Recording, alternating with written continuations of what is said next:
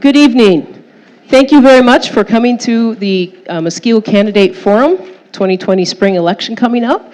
I'm Chris-Ann Durnford. I am the Executive Director of the Muskego Chamber of Commerce.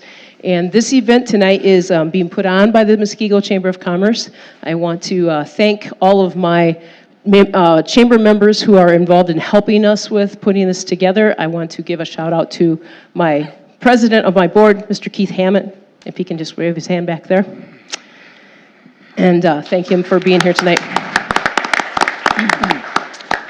The candidate forum, as you probably have read in your handout there, is something that we wanted to do to give you the opportunity to hear from our local candidates this year. And our forum facilitator is Mr. Steve Baas. He is the Senior Vice President of Government Affairs and Public Policy at Metropolitan Milwaukee Association of Commerce. Thank you, Steve, for being here this evening. Pleasure. I want to also thank our partner sponsors who are business members in the community. Their logos are on your sheet. They are the ones who provided the refreshments for tonight. So if you see someone from one of those businesses, thank them for us. And if you would please take a look real quick at the back of your sheet. I'd like to just point out a couple of things.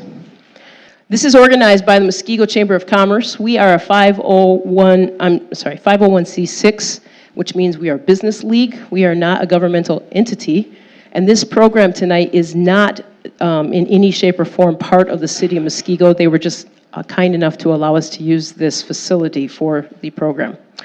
And we also want you to know that we are going to be Facebook live streaming this on Muskego Chamber of Commerce Facebook, and it is being videotaped, and we will have it posted after we get it uploaded to our chamber website, which is www.muskego.org. And hopefully that will be up by tomorrow morning, although we might have to spend a little bit of time working on that, so it could be afternoon. We would like you to know that we are the only ones who will be doing the videotaping. We ask that no one else here would videotape tonight, and that is because we want this to be neutral and unbiased. So the chamber will be handling the videotaping and the live streaming. Also, we want you to know that to present this properly, we ask that written questions be submitted to the chamber over the last couple of weeks.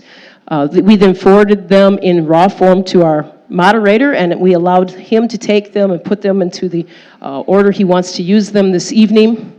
And we can't guarantee every single question will be used because of time constraints, but I'm sure he's done a good job of preparing that.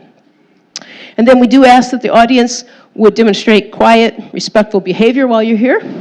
And we ask that you would please be aware of others around you so that they can hear. And if you do want to get up and get some refreshments, please go ahead and do that. But just remain as quiet as possible so that the recording and everyone in the room can hear what we're doing. With that, I would like to turn this over to Mr. Baas and let him begin the forum. Great. Well, thank you so much, Chris-Ann. Thanks all of you for showing up. It's a real pleasure for me to be here, and it's a really impressive turnout here. So I am impressed by your civic engagement. I want to thank the Chamber for its role as in organizing this. Chambers are an important part of a community. I'll make my chamber plug here from the Metropolitan Milwaukee Association of Commerce. We chambers in an increasingly polarized world are one of those safe spaces to convene communities and to provide a sane center to discuss issues like this. And so I really hope you value the work that Chris-Ann and her board and her staff do in this community, not just in terms of economic development and promotion of the city, but also providing a unique space for events like this. So again, thank you for organizing this, and thank you all for participating in it. We're looking forward to a good debate, good discussion. As Chris-Ann mentioned, there were a lot of questions that were sent in. Blame me if your question doesn't get asked specifically. There were, again, a lot of them. There were some that were thematically related, and so I've tried to compile those into themes that I think are getting at what the various questioners were looking for. but not repeating things in necessarily verbatim form from the questions that were submitted.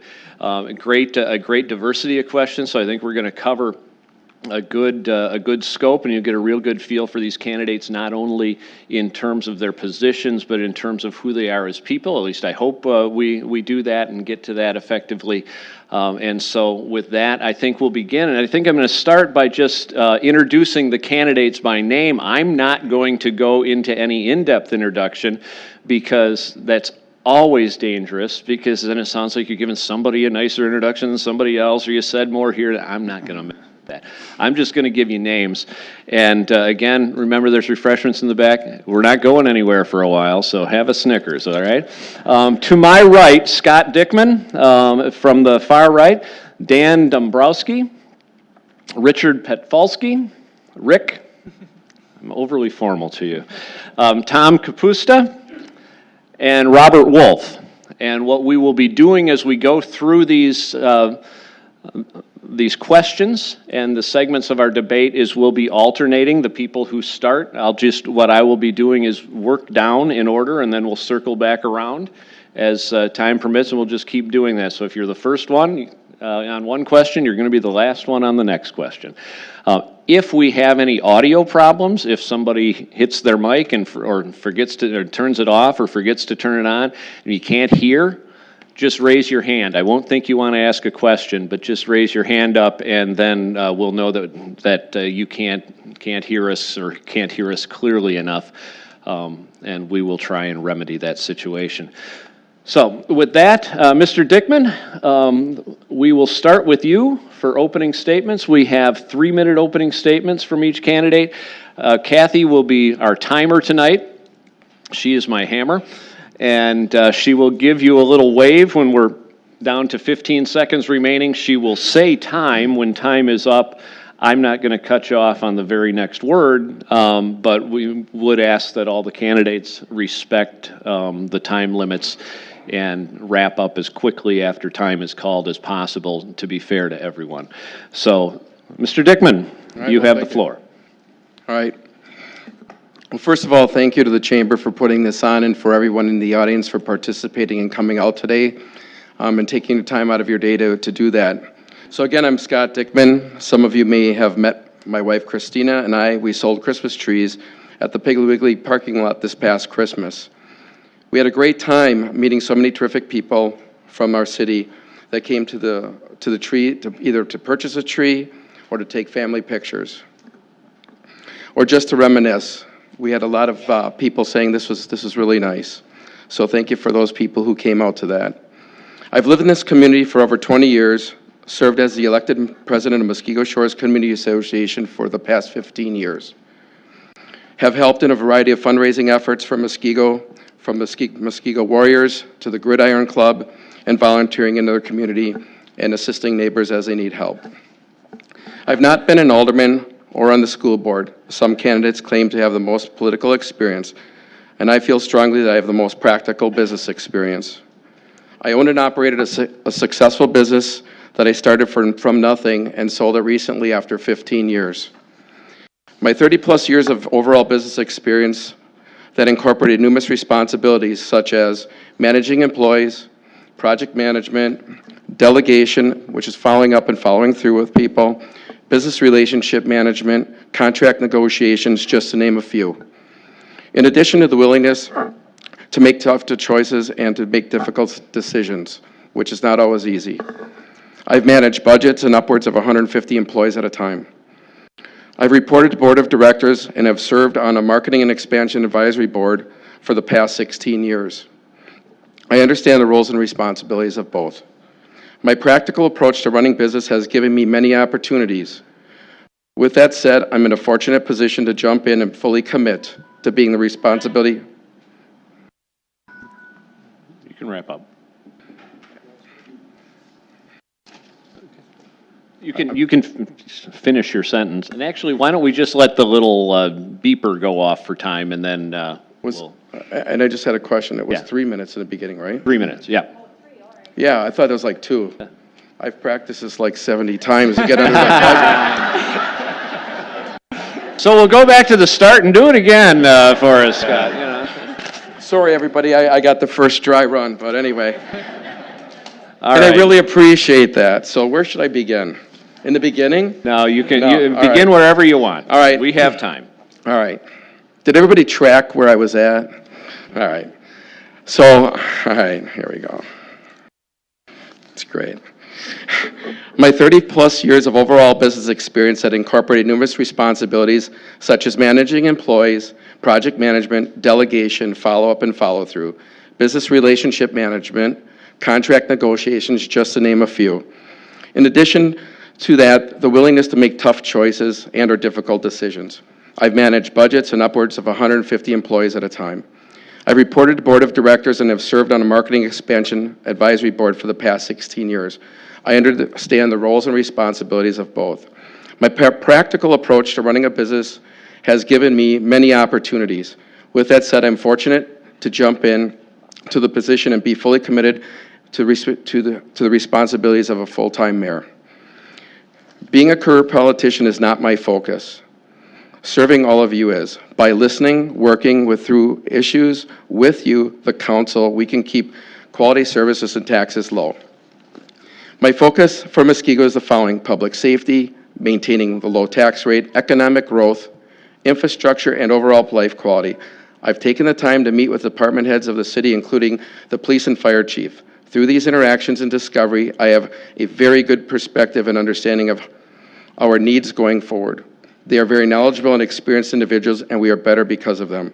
I'm asking to serve as your mayor because I care and respect the people of Muskego. I am confident with our collective efforts as a community, Muskego will continue to prosper. Thank you. Thank you, and apologies once again for... It was perfect. I really enjoyed it. Breaking it up for you. It was beautiful. Thank you. I appreciate you persevering over our hiccup there. Mr. Dombrowski, you have the floor. A 3-minute opening statement. Thank you, and I would first like to thank the Chamber of Commerce also for organizing this event, and thank you for everyone for coming out tonight. My name is Dan Dombrowski, and I'm a candidate for the mayor of the city of Muskego. I'm a political outsider with conservative values. My education started at Test Corners Elementary, then Bay Lane Middle School, and finally Muskego High School. I played football and was one of the founding members of the Muskego Warriors Trap Shooting Club. After high school, I attended UW-Platteville and graduated with a Bachelor's of Science degree in Occupational Safety. During my tenure at UW-Platteville, I held multiple positions on many executive boards. My campaign is centered around 3 ideas or pillars. I will take an outsider's approach to problems and issues, and those solutions will be rooted in common sense and conservative values, not political expediency. Outside-the-box thinking has become a lost art in the political theater. Efficiency will be a word I use often. Every day on the job will be a constant evaluation of city government. Our community is growing very quickly, but many people, myself included, feel this growth is too heavily centered on residential development and not enough on commercial or business development. This does not necessarily mean all new commercial construction. There are empty buildings that could be repurposed or sold and leased. There has to be a balance. Lastly, we need to rediscover our roots. We are still a community with working farms and a feed mill. We have cattail marshes and wooded areas. We also have 2 lakes with a lot of hunting and fishing activity on them. Janesville Road is starting to resemble Blue Mountain Road, and this comes at the expense of our small town atmosphere. I also would like to add that I have no political axe to grind, nor do I have any business interests in Muskego. I have no enemies, I have no allies. If I am fortunate enough to become elected mayor of this fine city, I will resign my position with my current employer. This will allow me to devote 100% of my time and focus to do what's in the best interest of the people of the city of Muskego. Thank you. Thank you, Mr. Dombrowski. Mr. Petfalski, you have the floor. 3 minutes, opening statement. Good evening. My name is Rick Petfalski. First, We've got to stop the clock. there it goes. There we go. Can you hear me now? All right. Can I start over? You can start All over. right. Good evening. My name is Rick Petfalski, and first I too would like to thank the Muskego Area Chamber of Commerce for hosting this evening. It is my hope that by the end of the forum, I will be able to demonstrate to you that I have the most experience, a solid track record of quality representation, conservative budgeting, and strong leadership, which will demonstrate that I am the best candidate for the mayor of Muskego. I love this community, and I've been an active citizen since moving a business here in 1997. I have had the pleasure to serve this community in many roles over the years. I have found myself on both sides of the microphone at city meetings, both as a concerned citizen and as a member of the city council. I realize that the choices that are made up here can have a profound effect on real people's lives, and they deserve to have their concerns listened to and considered. Public input is imperative to good local government. After all, local government is where the tires hit the road. During my professional career, I have had the fortune of signing both sides of a paycheck, as an employee and an employer. I have learned the challenges that go with both roles. As a business owner for over 30 years, I have learned how to meet a payroll, goal planning, accountability, and how to react in an ever-changing economy. I have negotiated labor contracts, mentored new employees, and showed experienced staff how to reinvent themselves as the workplace goes more and more digital. I've had businesses that have succeeded and some that didn't. Both experiences are learning opportunities that make you better.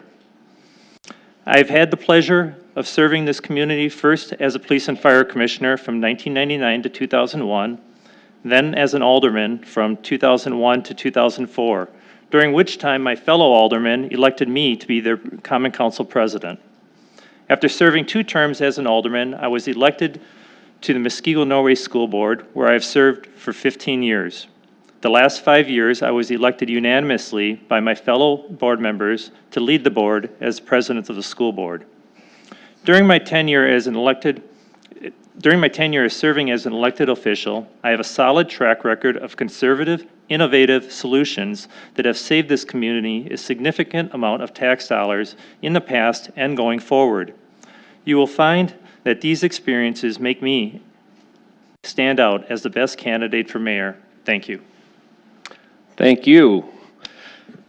Mr. Kapusta, you have the floor. 3 minutes opening statement. Thank you. Hi, my name's Tom Kapusta, and I want to thank everybody for being here tonight. Thank you to Chamber, Steve, and this audience. I also want to thank all the people that are here that have been supporting me and doing all the hard work. Life's an interesting journey, isn't it? I started out as an auto repair technician, and along the way got my doctorate in education and administration and training. From there, I became an instructor at one of the technical colleges, and I did that for 22 years. From being an instructor, I became the associate dean, and they said, you get to run this. So I ran the entire industrial division for automotive, auto body, diesel, aviation. I did that for about 8 years, where I became the dean of that industrial division. Along the way, something interesting, all of a sudden it's like, there's a lot going on in Muskego. I need to be involved in what's happening in our district, and I became an alderman for District 4. I'm currently in my 3rd term as that. So you see the different things that are starting to take place, and you're saying, I want to be involved and I want to make a difference. And I've been proud to represent all of those residents and the people in District 4 of all the things that we've accomplished. Along the way of all of those pieces, life has interesting twists. I had actually a tragic personal incident. I came back to run my dad and brother's business. So you learn all about small business when you take it all over. And I did that for about 10 years. And after we wrapped that up, I was also doing this at the same time. There's something I'd like to read to you, and it's from our 2020 plan. And it kind of sums up where my basis is. And it says, establish memorable community that builds on the small town atmosphere and natural amenities. The climate for this is through public outreach, actions of city representation to improve the quality of life, balancing sound fiscal environmental management that preserves the rural heritage. That plan needs to continue. That's something we all put together in the 2020 plan. And I think that's important. It kind of sums up where I'm coming from. And I believe I can make a difference in all the things that we're trying to do to move forward. In my road here as the alderman, we've had a lot of different things that have taken place, and I continue to try to represent what's right for all of the individuals and citizens as we go across not only District 4, but the citizens of Muskego. So I thank you. Thank you, Mr. Kapusta. Mr. Wolfe, your opening statement, 3 minutes, please. Hello, I'm Alderman Robert J. Wolfe. I've had the privilege of representing the people of Muskego. Now I am asking you for your support to elect me as your mayor. First of all, with honor and pride, I'd like to thank my wife of 40 years, Patty, and my 2 children, Sam and Sarah, for their help and their support. I would like also to thank the Muskego Chamber of Commerce, Mr. Baas, the moderator, and most important, you, the voter of Muskego. The question at hand is, why should you elect me mayor of Muskego? Tonight, I will make the answer clear, obvious, short, and simple. As your current alderman, I am a reflection of you, making sure you have a voice in the community. Since elected, I have created a refreshing and long overdue change with better representation for Muskego. My continued commitment is to do everything possible to make our community a better place to live. I have and will continue to listen to the taxpayers of Muskego and will not be afraid to speak out for what is important.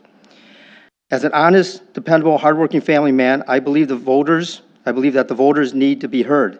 I have been watchful and look out for the well-being of Muskego. I have lived in Muskego since 1991. I love living in Muskego, and I feel privileged to have raised my family in such a wonderful community. I have helped strengthen the community with tax control, spending, and business development in conjunction with the ability to be a leader. When elected mayor, I will continue to evaluate where tax money is being spent and focused on where Muskego should be spending taxpayers' money. I would like to stress, while working at the committee level, and as well as your aldermen, many decisions have been made that now have Muskego heading in the right direction. By serving on all the city committees, and by being the past president of the Common Council, I have the knowledgeable understanding of inner works of the city, which is a great resource for you, the voter. When you first elected me, we had a crossroad, a milestone for Muskego by developing the old Parkland Mall land into a new development. The community sent the message loud and clear, and I listened. We are also working on new developments such as the upcoming brewery, restaurant, and Dollar Tree. We are working right now to offset the residential growth with some new business so that we have opportunity to have these businesses survive by having a residential base to support the businesses. We don't want to see the businesses come in here and fail. They need people to show up there. And I've worked on making that happen. My plan is simple. Review all the facts, listen to the community, make common sense decisions based on what is right for you. Your vote will make the difference in Muskego. I want to personally thank you for your support. Again, I am asking you for your vote to elect me as mayor on Tuesday, February 18th. Together, we can continue to strengthen the message you have sent. Electing me is a win for you. Thank you. Thank you. Thank you, Mr. Wolfe, and thank you all candidates for your opening statements. We're now going to move into an open question and answer time, again, based on questions that were submitted. I'm going to, I apologize is too strong a word, but to the candidates, some of these are topics that you've addressed in your opening statements. Please understand the redundancy that you may have to, or the redundancy that you may have to have in your answers. That's not a flaw, that's a feature. If you've already spoken to the issue, I'd ask that you do it again within the context of the questions asked. And in this round, we will be starting with you, Mr. Dombrowski, and the questions will be limited to 2-minute answers. And once again, we'll be looking over to Kathy for our time, and when you hear the beeper go off, if you hear the beeper go off before you're completed with your answer, please be courteous and wrap up as quickly as possible. So, Mr. Dombrowski, and this is a question for everyone, but you will start, and then we'll come this way again. If you could, what are the top 3 challenges facing this community? And if you want to go beyond just laying out what the challenges are, how you would address them as well. Yeah, so one of the... Oops. I think in my mind, one of the main challenges that the city of Muskego is facing is the fact that we're losing our roots. We're starting to resemble Brookfield. Hey, I live in Brookfield. Don't count that against his time. I would, however, like to talk about a success story regarding that. The gingerbread house is a great example of that success story. It's sitting on a prime piece of property. It could have been developed into another bank, we need another one of those, or a Walgreens. Instead, it's very successful. It's special and unique to the city of Muskego. In fact, when I was a kid, I was one of the workers that roofed and sided that. So what I'm saying is that older places such as this are gone, and if we keep destroying them, they're going to be gone forever. So I think keeping our roots and our foundation in mind is one of the challenges that affect the city of Muskego. Another issue that has affected me throughout my education, specifically high school, are drugs in this city, specifically opioids. Although this is not a city issue specifically, it is a police department issue. Parents need to be communicating with their kids, and this is not the type of communication that comes from a text. This needs to be a face-to-face conversation with your siblings, children, and other ways of communicating. Thank you very much. Mr. Petfalski, same question. Top 3 challenges facing this community. Can you hear me? Is it on now? All right. I'm going to list 3, not in any particular order, because they all have different weights you could put to them. First one I'm going to mention is development. If you look at a map of Muskego, most of our development and housing is all concentrated primarily in one part of the city, and we have a lot of open farmland and open spaces in this community. So as we develop, we have to make sure our development is done appropriately, and I think one of the ways you do that is by following the 2020 comprehensive plan, and they're updating it to 2035, I believe, plan right now. The original 2020 plan had roughly, I think roughly around 8,000 different people gave input on that. So that's a community plan, and I think we have to heed respect to that and follow what's been laid out there. So there's appropriate places for houses and there's appropriate places for business. When you put housing there, it's got a certain density it should have. So making sure we do development appropriately is one. Our changing demographic is a concern out here as well. When I first moved out here 22 years ago, we were one of the youngest communities in the metro area. In fact, I think we had more 2-year-olds in this than anywhere else in southeastern Wisconsin.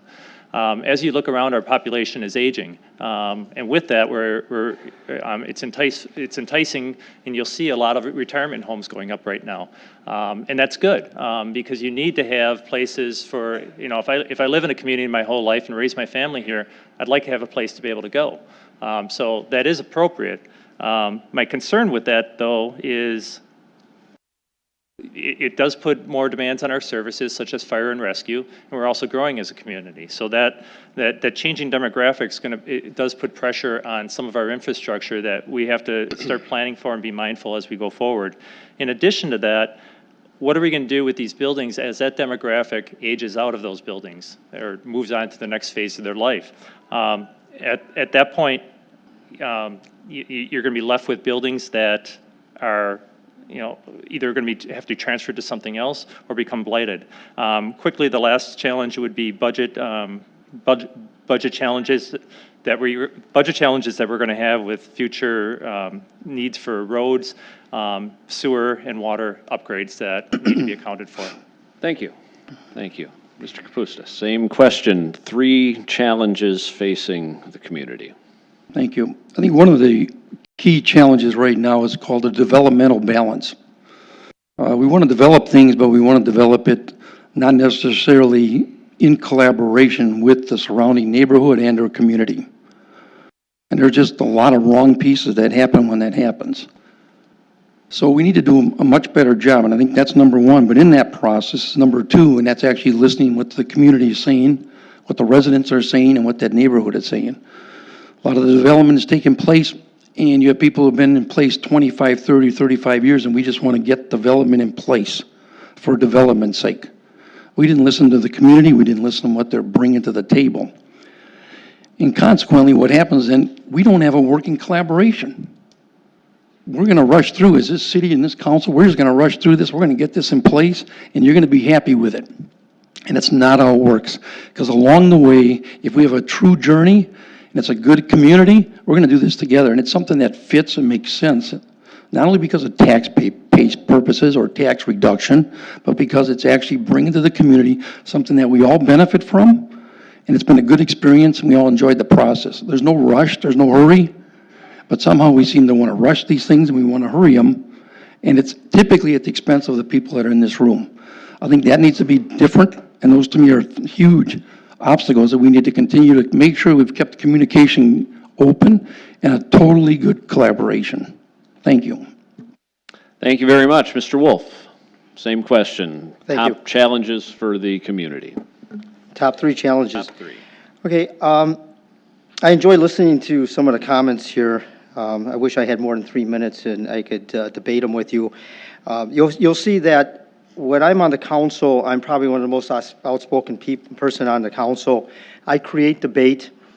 I challenge things of what they've all talked about, and I bring them to a head. I challenge the other aldermen to come out and make a decision. So my top 3, some of it interlocks with what they say. Roads are a big concern right now. We just put a plan together, and I actually was involved in starting this to get the DPW along with the engineering department to put a plan together on what we're going to do with the roads. I've been asking for the last couple of years to increase the amount of money going into the road projects. We finally did that this year. It's probably not enough. We do have some big expensive road projects that are not in that budget. I'm talking about the side roads and things. You'll see there's a lot of dilemmas going on with them. Business development is huge right now. We set forth the progress to do this. Again, without the residential base, the businesses will not work. You have to put some new residential base in, and good for the farmers. I mean, they're selling their land, they're making money. You know, my house was a farm field at one time, and your house was a farm field at one time. And that's what happens to a city when there's growth.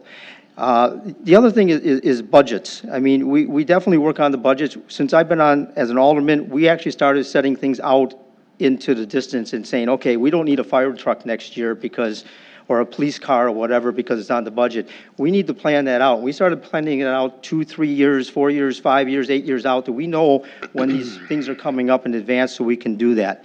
Plus, we have the money coming in from the lake, from the dump out there, the landfill, that helps the community. We need to spend that money correctly to help the community where it needs to be helped. It's to support the right groups. We also, let me see what else here. We're not losing the roots. We're moving forward with the community. I mean, we work on this all the time. I mean, I'm dedicated. I love living in Muskego. I'm dedicating to making this happen. And my plan is, like I said, is simple. We're not going to fix anything not broken. We're going to try to fix the things that need to be fixed. We're going to move forward, and we're going to create a nice agenda and a new open door policy as mayor when I become. Thank you, Mr. Wolfe. Thank you. Mr. Dickmann, top 3 challenges facing the community. Well, one of the focuses I have is infrastructure. And infrastructure is more than just roads. It's what's below the ground, it's what's above the ground, it's technology. And these are things that are concerning to me. And the reason for that is because when I was speaking with all of the department heads a couple weeks back, I asked them, you know, what are the top 2 or 3 challenges that they're facing in each department? You know, and I was speaking with Scott and Ryan over at Public Works, and then also Scott at the Water Department. You know, one of the things is that people don't really think about infrastructure from the standpoint of, you know, sewers, lift pumps. I mean, how many of you know that we have 20 lift pumps in this community? Basically, that's pumping up, okay, and moving it all down the road through to Milwaukee. So we really have to pay attention to that because we're responsible for some really legacy infrastructure here. And in talking with them, you know, I said, what's the plan for that? So they shared that with me, and I'm glad to see that we're looking towards these types of projects and fixing them because they are going to catch us. So again, from a budgeting standpoint, we have to be looking forward and allocating those funds for that. The other thing, technology.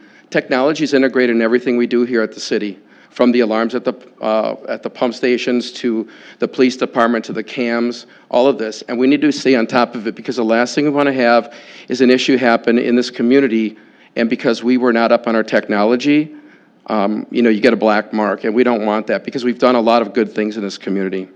And lastly, the balance between business and residential. The thing of it is that, when it comes to residential, everybody has a right to sell their property and or land or whatever the case may be, as far as making either a profit or just to move on. And from an economic perspective, that can be very good. And that actually helps to keep our taxes, balanced between business and also residential. So the growth is good for us. Thank you very much, and thank all of you for your responses there. We heard on a number of responses and in the opening statements so far, discussions about development, particularly residential development in the community, and that's what our next question is going to be. And we're going to start with you, Mr. Petfalski.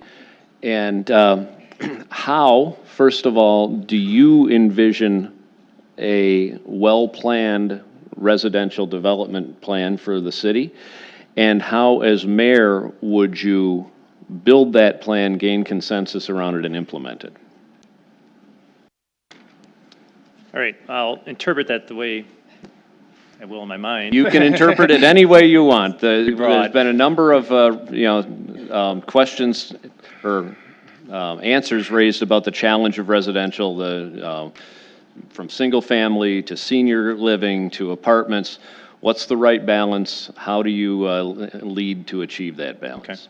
Okay. First of all, we do need a diversity of different types of residential developments based on our demographics. We have everything living in this community, from kids that are just out of high school that are looking for their first apartment to senior citizens that are in nursing homes, living out the last days of their lives. So you have to have the whole spectrum inside. And in addition to that, you have a cross-section of people that want to live in more of a suburban setting with, yards and neighbors and, trees and swing sets. And you have others that want to live in more of an apartment in a walkable area, similar to what they have at the Parkland Mall area. So you need to have a balance of residential development for it to be appropriate.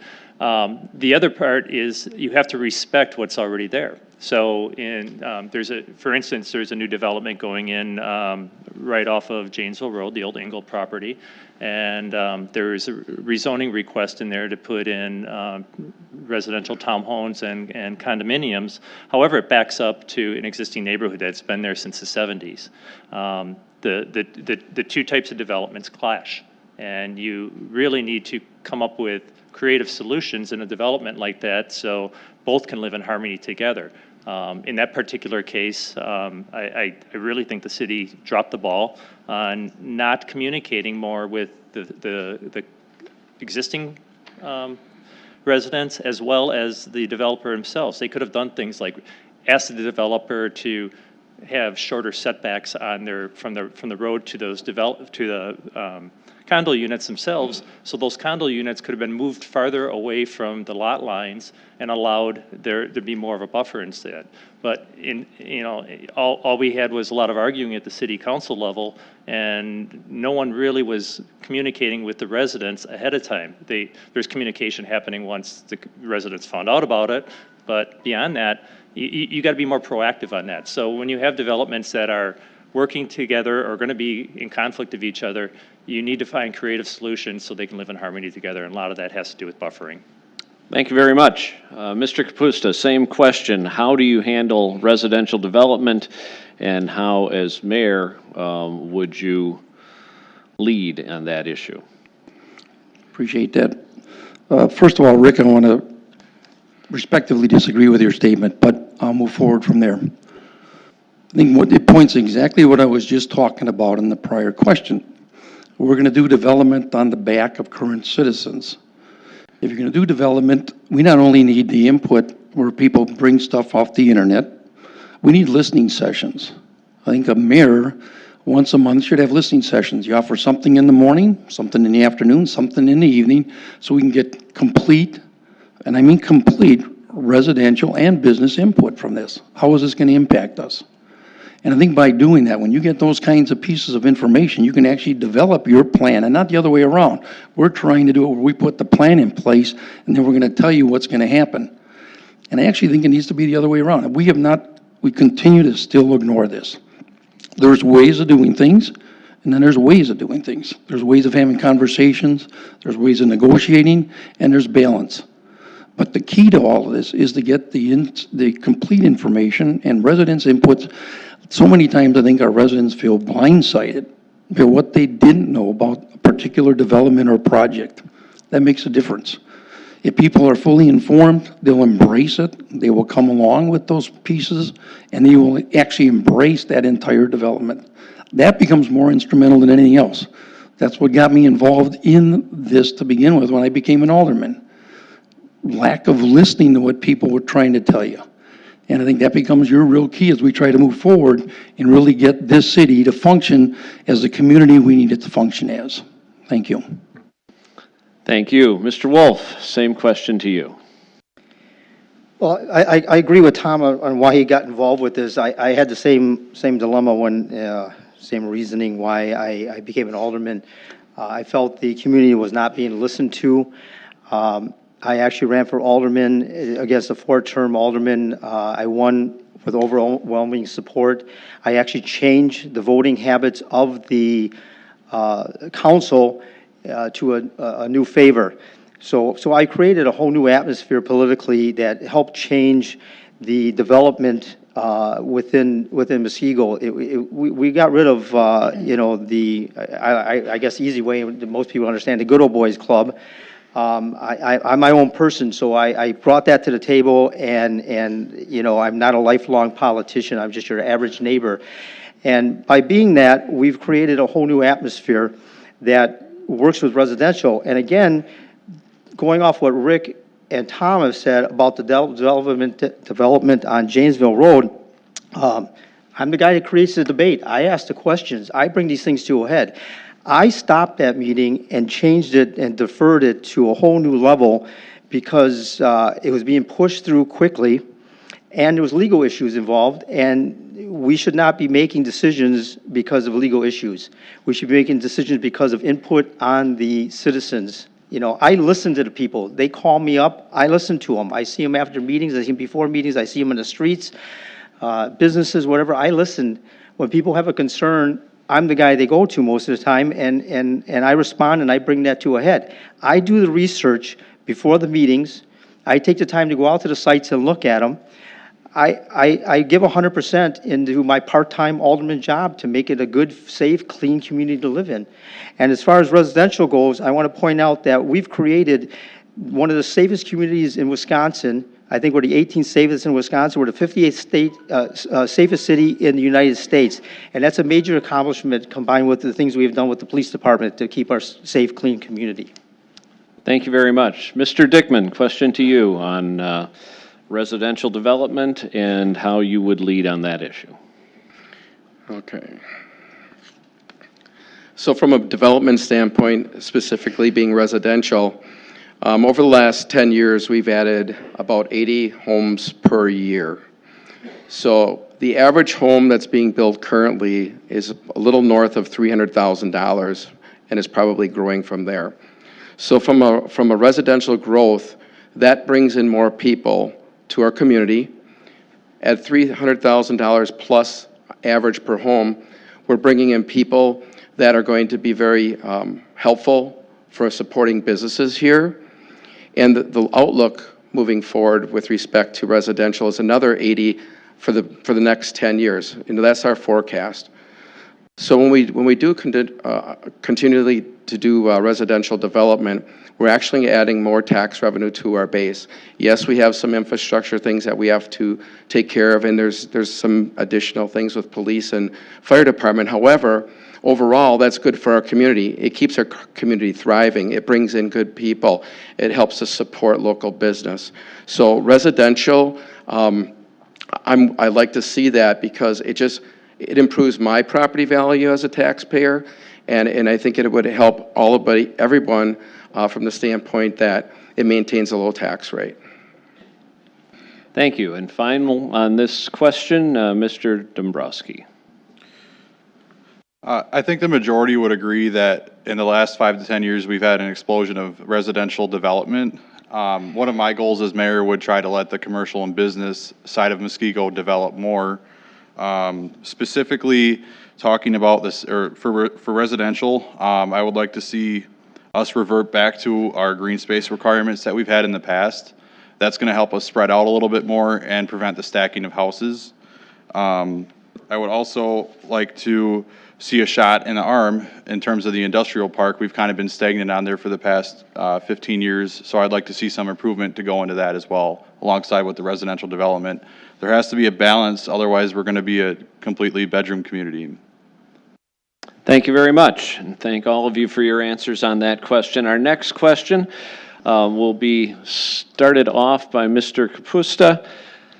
The question, I want to broaden the focus of the previous question. We were talking residential. I want to broaden that to a more holistic vision on this question. I'd like to do it in this way. What, in your opinion, for all of you, is the identity of this community? What is the identity of Muskego, or what should it be, in your opinion? And how do you create an economic development plan that matches your goal for living up to that identity? Sounds good. I think overall, I think most of the citizens that live in this city would tell you that this is a quaint town. It is a little bit of a sleepy community, but that's what people love about it here. And nobody has said to me, you know what, I really want to change what we're doing here. I want Brookfield Road, sorry, Steve. I want Blue Mound on my road. I want as much traffic as possible, and I want to create a lot of different noise for everybody. You don't hear any of that. That's not even on people's role. So what we need to do is, as mayor and in the role of the city and as city representatives in our alderman jobs, we need to reflect that. And gets back to my listening sessions. What would we become, or how would we maintain that? The people right now would sit back and tell you know what? We're fine just the way we are and what we've done. There's nothing you need to fix, basically. But everybody else wants to tell you, or give you a lot of noise on what you need to fix or repair. And that's why the people love living here. That's why Rob loves living here. That's why I love living here, because of the community that this is. It is a small town community. It's quiet. I love going up and down Janesville Road on Sunday morning. There's not a person on the road Sunday morning at 8 o'clock getting a cup of coffee with the 2 dogs in the van. How nice is that? And you look at this and you're like, look at this great city that we have out here that we have all put together. Whether you've been here 10 years, 30 or 40 years. And that's the difference that we've all made. So how do we build that? We continue to build that by working together, listening to what people have to say, both in the mayor's role and our city representative roles, and continue that growth.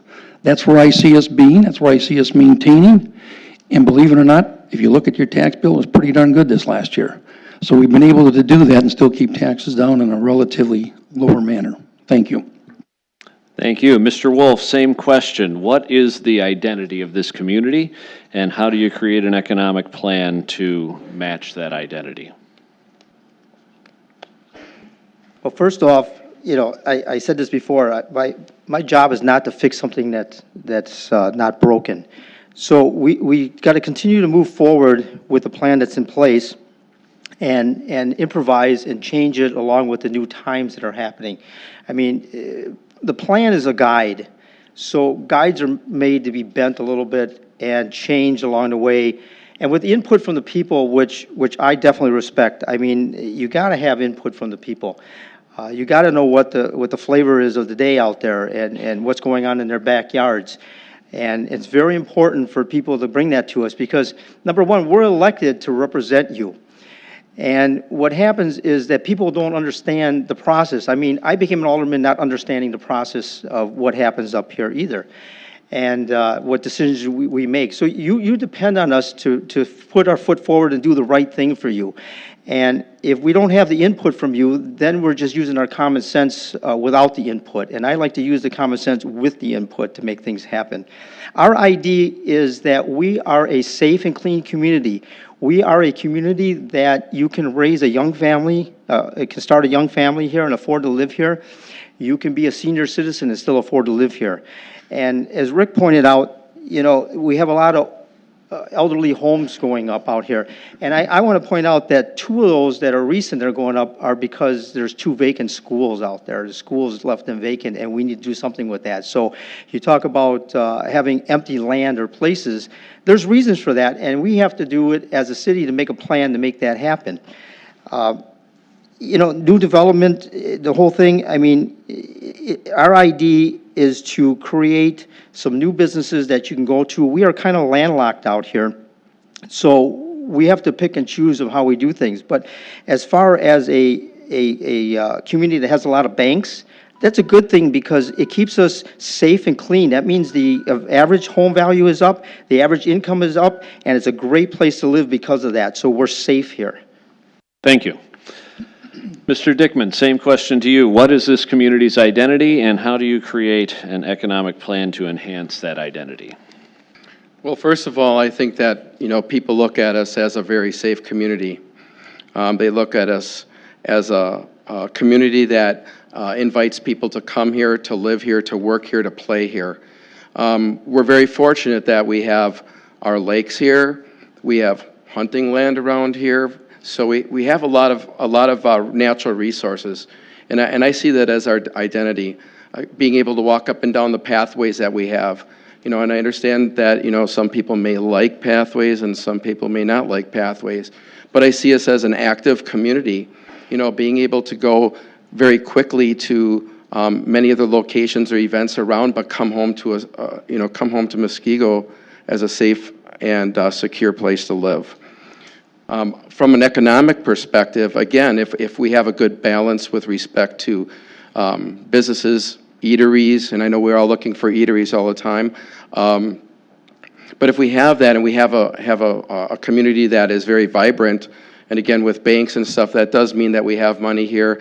Our house values are up, like I had mentioned earlier. So when you put all of those things together, we're really a safe community, a good place to raise our kids, our families, enjoy sports, recreation, and just, you know, enjoy life. Thank you. Mr. Dombrowski, same question.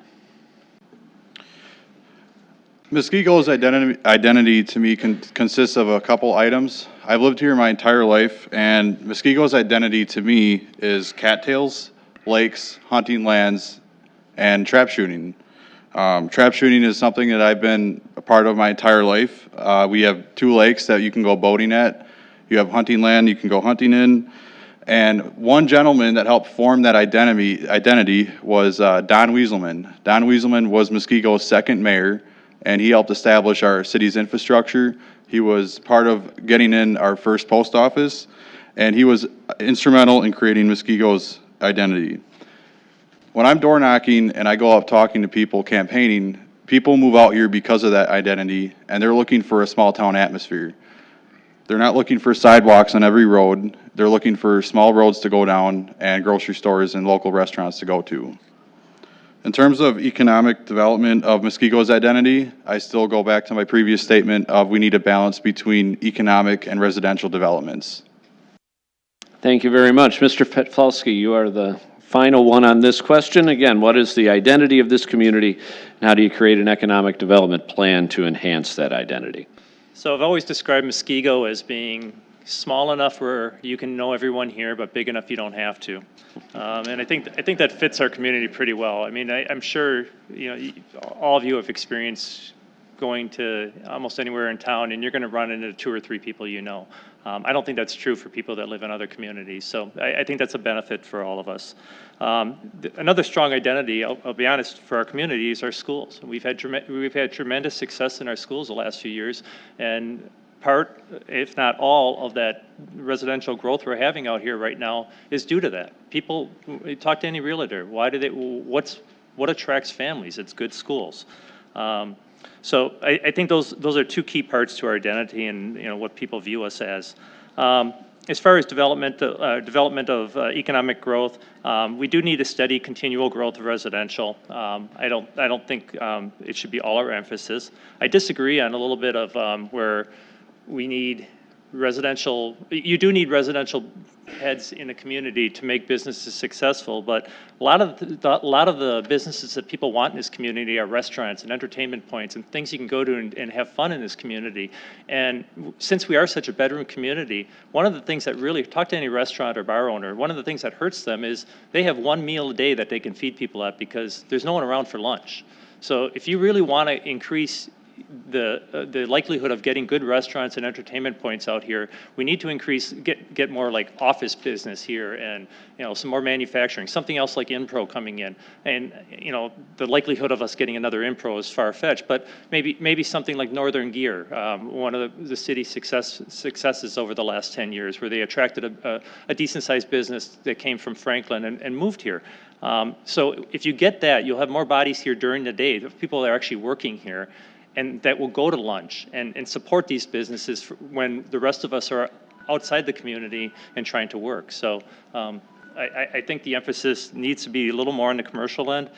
Quickly, I just want to point out that Muskego's commercial base, if we were to double it, we'd still be last in Waukesha County for any incorporated community. That's how low our commercial base is compared to residential.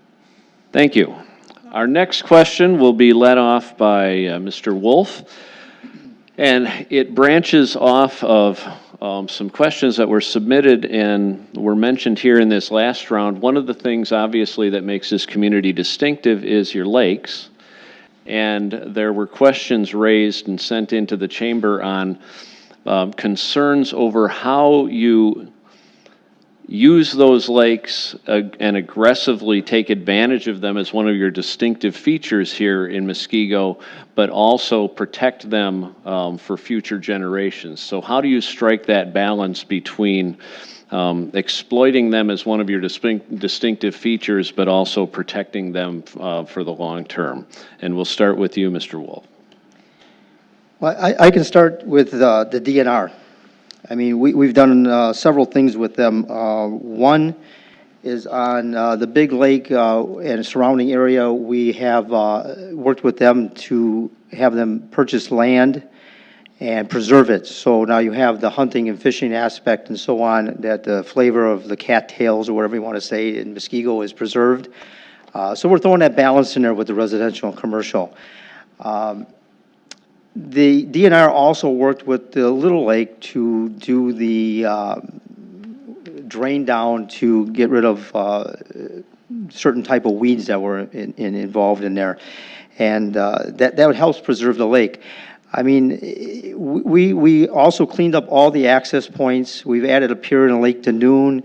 I mean, the lakes are a natural resource that a lot of people don't have in the community. We have a lot of nice homes on the lake. We try to work with all the lake districts to make sure they're happy and things are done properly. I mean, we just had a meeting with the Lake District where we were going to change the way things were being charged, and they came to the meeting. And again, this is the listening skills of the people coming to us and respecting their viewpoints and understanding what they've done and why they've done it and why they deserve to be treated the way they should be treated. And we made a decision to change the way we charge the lake, but we took it back to the old way and left it the way it was because of the input from the people. The lakes are one of the biggest resources. I mean, we have a water club on there, a ski club on there, the Water Bugs. You know, we have a nice beach area over there. We put a lot of money into that. We put excess parking off of that with Park Arthur. We support, well, I shouldn't say we support, but I support the fireworks on the lake.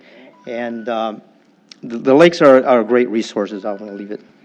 Thank you. Mr. Dickmann, same question to you. How do you maximize the value of the lakes while protecting them for future generations? So we are very fortunate. We have, the Big Lake, Little Lake, Lake to Noon. The thing of it is that we don't really promote, and this would actually draw additional people to come to the city and actually spend their dollars here.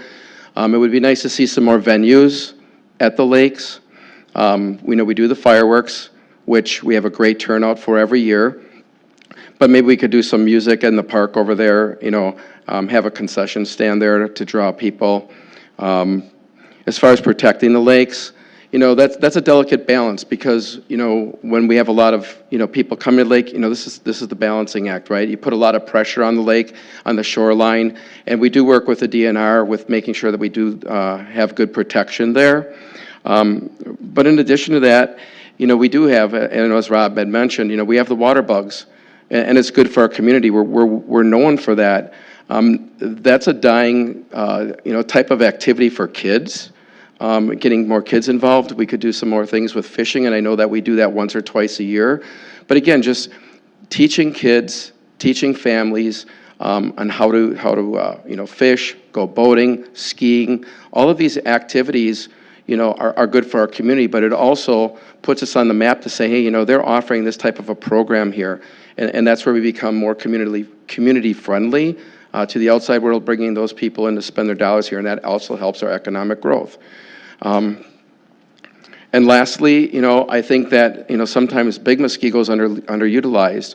It would be nice if we maybe had some additional fishing piers out there. We could work with the state in conjunction with them and the DNR, because we do have the boat launches and things, but, for people who cannot access, by boat or they don't have a boat, maybe having some of those types of things available through Park and Rec, on Big Muskego. So, there's an opportunity out there, but I really think that we're known for, again, recreation, and that in turn brings, the economic growth to our community.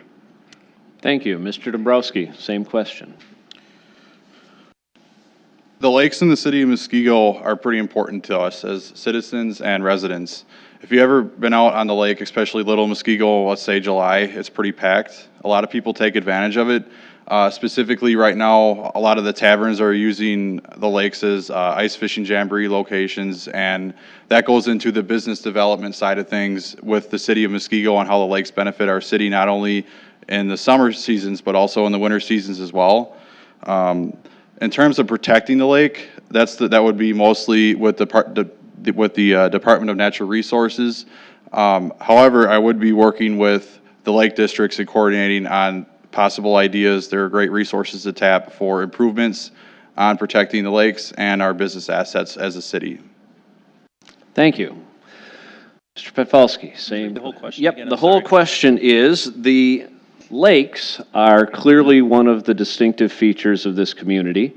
They've been mentioned a number of times here. How do you balance, and how as mayor would you balance maximizing the use of that resource while still protecting it for the future?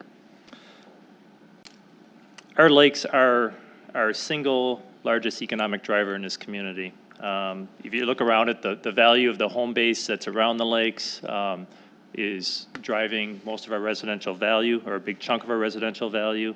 It's probably the biggest driver of, if you could call it, tourism to the community. It's going to get the most people it does drive the most people to come to Muskego, not only to use the lakes for their recreation, but they're buying gas here. A lot of times they'll stop and eat afterwards. All that stuff is good, and because it's such an economic driver, we as a community have to continue to make investments. And I'm glad the council did change their path that they did this year. You guys did the right thing. Because I don't think shortchanging any investments in such an economic driver is smart for our future. So that money that the city does put into it is by and large responsible for the rehabilitation of the lake. It's part of keeping it up so it doesn't go to disrepair and fall into into a less desirable place. And I mean that of all the lakes. The community also started a lake district in Lake Danoon this year. I think it's good that all of our lakes now have active lake districts, because we do need to keep them up because they are such a huge economic driver. Thank you very much. Mr. Kapusta, same question to you. That's not a fair question. What can you say about our lakes? Wow. They're all phenomenal. There's a huge partnership between the city of Muskego, the council, and the residents of these lakes. Each one of these have their own lake association. We not only strongly support them, but we fiscally support them and work in conjunction with them. A few years back, Little Muskego Lake had a problem with the Stony Star Ward. DNR came to us, and I would have to tell you the mayor, in conjunction with the council, hastily did a lake drawdown, because that's how much we believe in what was happening, to make sure that we preserved that lake and kept everything going in the right direction. The weed control on the lakes is phenomenal. It is just a phenomenal economic attribute to what we're doing in this city. Now, interesting thing, walking this last month throughout the city, residents are saying maybe we need to restrict the lake on certain weekend dates for just residents. What an interesting idea. Because if residents are starting to complain they can't get decent usage because of the crowding on some of the lakes. So it's something to take a look at and something that we have to consider. So I think it's obviously a very strong economic institution. The city and the council and the mayor have strongly supported these lake district associations. We've been great partners with them. I don't see where that would change, and we want to continue to enhance all the phenomenal attributes that take place on this lake. And just for a footnote, I do live on Little Muskego Lake, so I guess I'm going to support all that. Thank you. Thank you very much, and thank all of you for your response on that question. We've circled back to you, Mr. Dickmann, to begin on this next question. It's been mentioned a couple of times, the increase in higher density housing, especially for seniors. And that raised a number of questions that were submitted to the chamber on whether it is time, and if it's not now, when it might be time to have a full-time fire department here in Muskego. So is it time for full-time fire?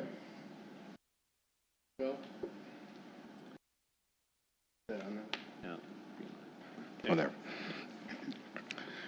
So with respect to our growth in the city and the new developments up and down Janesville Road, the question with regards to a full-time fire department, 80 to 90% of the fire departments within the United States are volunteer. And in Muskego, if anybody remembers the Test Corners versus Muskego situation, we're very passionate here in Muskego about our volunteer fire department, which does a great job. Currently, we invest about $500,000 for the volunteer fire department.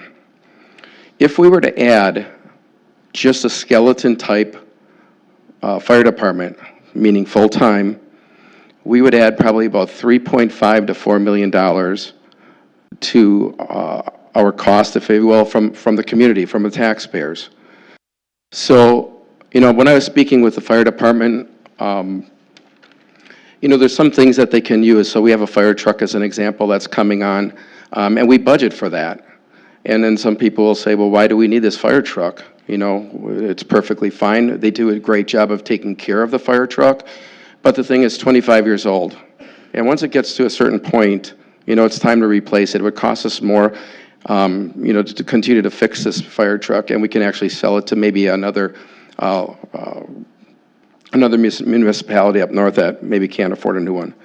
But in my opinion, with respect to, in talking with Marty the chief, we used to have about 120 firefighters that were volunteer, and we're currently around 90, but that's just not with regards to our fire department. It's all fire departments. But nevertheless, I think that we do a good job with our volunteer fire department. I think that from a community it would really impact our taxes, and it's something that if we so choose to do that, I think it would really need to go to a referendum. But I do thank the fire department and all the volunteers for what they do, because they do an outstanding job. Thank you, Mr. Dickmann. Mr. Dombrowski, same question. Is it time for full-time fire in Muskego? A lot of the volunteer fire departments I actually grew up with and in high school throughout my childhood, and they genuinely enjoy their job. They enjoy the job being volunteer, and a lot of that has to do with going back to Muskego's identity of a small town. Now, saying that with the full-time fire department question, that's going to have to be something that's going to be brought up with the department heads of that department and looked at with the efficiency mindset. Efficiency is the best thing to hold the line on taxes and development. So we have to be mindful of what are the pros and cons of having a full-time fire department versus a volunteer that we have currently right now. Thank you. Mr. Petfalski, same question.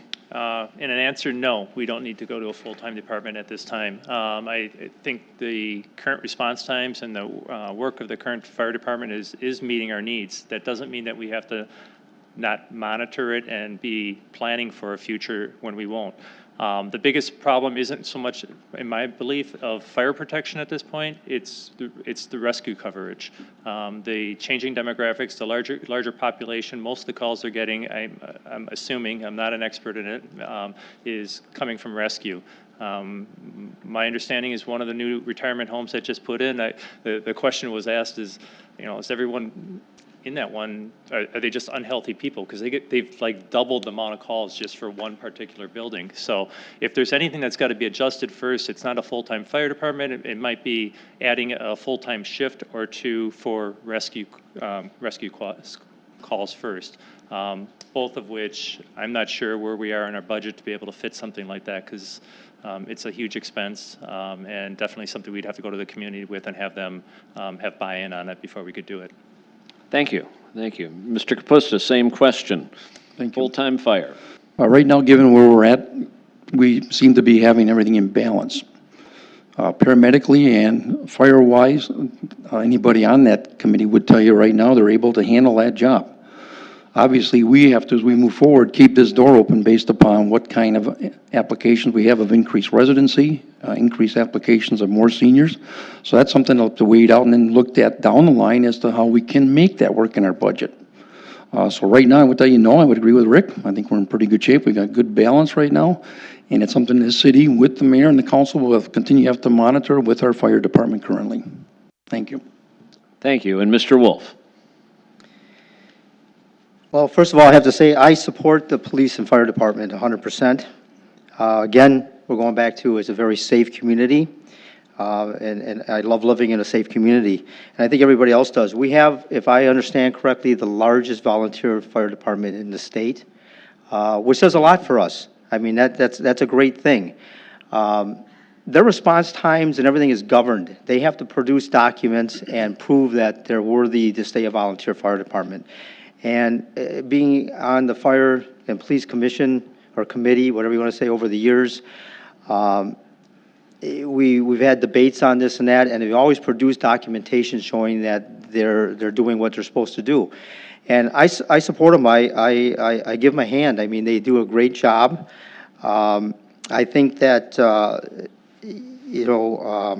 we should not fix something that's not broken again. I keep going back to the same thing. If it's working, we should keep it working. If it comes to a time we need to change that, that's a whole new discussion. I think that our budgeting is on course. Again, I brought this up earlier. When I first got on, we changed the way we do budgeting. We have a new fire truck coming aboard, a new hook and ladder, because the buildings are getting bigger. So we're looking ahead, we're planning for these things. We pay for all the trucks, we pay for all the equipment as a city, we give them what they need to be successful, to keep us safe, and we do the exact same thing for the police department, to keep them safe, and to keep us safe as well. So all the equipment is the same on all the trucks. We try to buy the trucks exactly the same and put everything in the same spot so the firemen know where they gotta go and get things.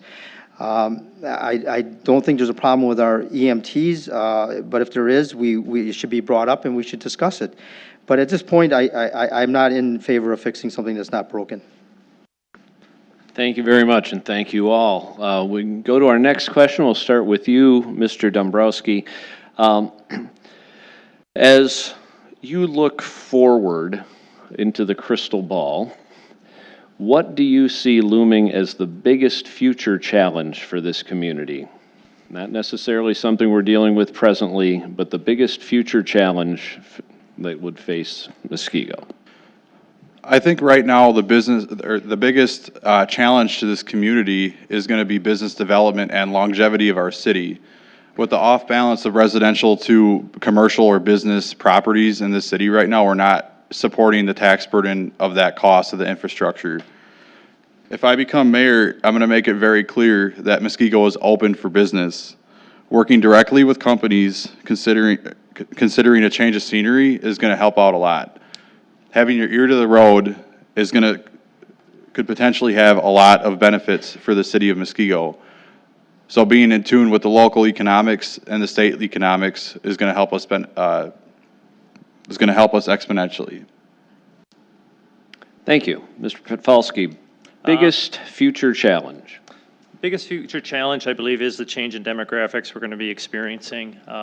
We have a number of retirement senior housing that's going in, and I support that. However, the reality is that that is a larger population bubble than we have following it. So in 10 to 15 years, when they move on to their next stage of life or wherever they're going to be, we're going to have these buildings that are going to have to be converted into something else because you're just not going to have the demand for enough seniors because the generation behind it isn't there. So what's going to happen to it? Are they going to remain apartments? Are they going to have to be torn down and completely redeveloped? I think that's a balancing challenge that we have. Like I said, I support the buildings going in, but it's definitely something you have to plan and watch for going in the future. Thank you. Mr. Kapusta, biggest challenge in the future? I'm going to give you a bigger challenge. I think the biggest challenge we have right now is what we're doing today and who you vote for. Because we are at a pinnacle right now where you may change the entire future and direction of what this city is going to look like. You may or may not like it. I think that's our biggest challenge, and it's actually coming from within, and it's from ourselves. We know we're open for business. We got a great small business network here of small shops and restaurants and bars. And we continue to support those in a phenomenal way. And yet somehow, that keeps getting lost in that. And anytime you want to change and move to these other models, I think you have to be very careful about how you're doing that and the manner in which you're doing that. So I think the challenge is right now, I think we're right at that pinnacle. It's one of the reasons I decided to run. I like what we have. I don't think it's broke. I think it's in pretty good shape. And I'd like to leave it alone. Thank you. Thank you. Mr. Wolfe. You say the question again, please? Question is, look into your crystal ball. What is the biggest challenge that will face this community in the future? Well, again, I'm not a one-issue candidate. I'm not running because of one issue. I'm not running because, I want to be mayor. I'm running because you guys should vote me mayor. I mean, I do everything that you ask of me, and like Tom said, the biggest issue right now is right in front of you. I believe that you need to take a look at us as candidates and pick the most qualified person for the job. And that's why I'm up here. I feel I'm qualified. I am the most expressive person on the board. I challenge things. I do my homework. I bring things to the council. I create debate. I go to every meeting. I've been on every committee. I go to every committee meeting. My attendance is amazing. I do my due diligence. So you need to take a look at who you really want to be mayor and why. I will have an open door policy. I listen to the people. That's how I got elected, first of all. I go door to door. I talk to people. I get involved with people. People call me from all over the city, not only from my own district. And I respect that. It's basically heartwarming to know that I have that respect that someone can call me and I'll bring their issues up. And that's what you want. You want a mayor that'll listen to the people and have an open door policy and do what you want them to do. Now, we're not always going to agree. Decisions have to be made. And there's respect on both sides that have to be given. But I will do my best. I am dependable. I am honest, and I definitely am the most qualified person to be mayor. Thank you very much, Mr. Wolfe. Mr. Dickmann, final to you on this one. So can you repeat that question? The question is, looking into the future, what do you think is the biggest future challenge that will face this community? Well, I can tell you from a business perspective, which actually bleeds over to the community here, people, employment, getting qualified, good people to work here. When I was speaking with the Public Works Department, we've had a lot of turnover here, and that costs our community time and money. So we have to do a good job of recruiting people, educating them as to what their benefits are, what this community is about if they're moving here. But if it's business or if it's a city, people, you see it everywhere, right? help wanted, help wanted, help wanted. And what happens when there's no help available? The service level goes down, and nobody really likes to wait, right? So, when we talk to the police chief, we have one or two people that we're always kind of churning through. And that's not good for the community because, one thing that's nice, we've had a lot of people at Public Works, Police Department, Fire Department, City Hall here that have been here a long time. So we recognize a face, we know who they are, it helps our community stay safe, et cetera, et cetera, et cetera. But at the end of the day, we're going to be no different than any other business that's out there. Turnover, people that want to work, and have them retain them here. That is our biggest challenge moving forward. It may not be today, but it's going to be 3, 5, 10 years down the road. Thank you very much, and thank you all for your responses. Our next round, we start with you, Mr. Petfalski. We are going to do the Goldilocks question. Budgets are difficult, and the city is no stranger to the budget decisions and tough budget decisions. Is the tax burden in Muskego too high, too low, or just right, and why? If the taxes were $1, they'd be too high. Every dollar you give the government could be better spent somewhere else. I think if you compare us to other communities, our tax burden is fair, if not just outright low. However, who's ever paying for that is the part where we need to concentrate on changing. And part of that is what our tax base is made up from. Right now, if you look at this chart here, that blue section on there is residential house. That's our whole, if you took that pie chart, that's all the tax base we have in Muskego. That blue part there represents residential homes. So that means all of our taxes are being paid for by families and hardworking people. And that little sliver here that's orange, that's our commercial development. That needs to change because we need to shift more of our tax burden away from families paying it to having businesses be contributing to our community. They don't put quite the demand on services and everything else, and it really needs to be a concentration of where we are on this. So to answer your question, I think the amount we're paying is fair, but I think we could shift to a different segment paying for it. Thank you. Mr. Kapusta, same question. Too high, too low, just right, and why? So the Goldilocks question, huh? Goldilocks question. Interesting walking around. You talk to people, what are the main concerns that you have in the city of Muskego? And you want to know something? Not one person said my taxes. And I'm not kidding you. Not one person said that to me. They gave me all the other things that we've been talking about tonight, but not that. So I would have to answer this by saying it's just right. There is no quick, easy solution to reduce or increase taxes. There's easier ways to maintain where you're at. If we bring a lot more big business in, there's a lot more issues that go with that than just reducing or trying to reduce your tax load, and you can't necessarily be sold on that. My daughter lives in Sun Prairie, and they sold Sun Prairie and all this development, and it's going to reduce their taxes. And their taxes are up 400% in the last 2 years. So how'd that work out? But they got big business now, so they're real happy about that. So I think you have to be careful about how you're trying to make this work. It can be done, but I think you have to look at the way you implement, the way the tax structure and code is set, and the way it's going to implicate and tie in with your budget. So it's a lot easier said than done. So the answer is just right.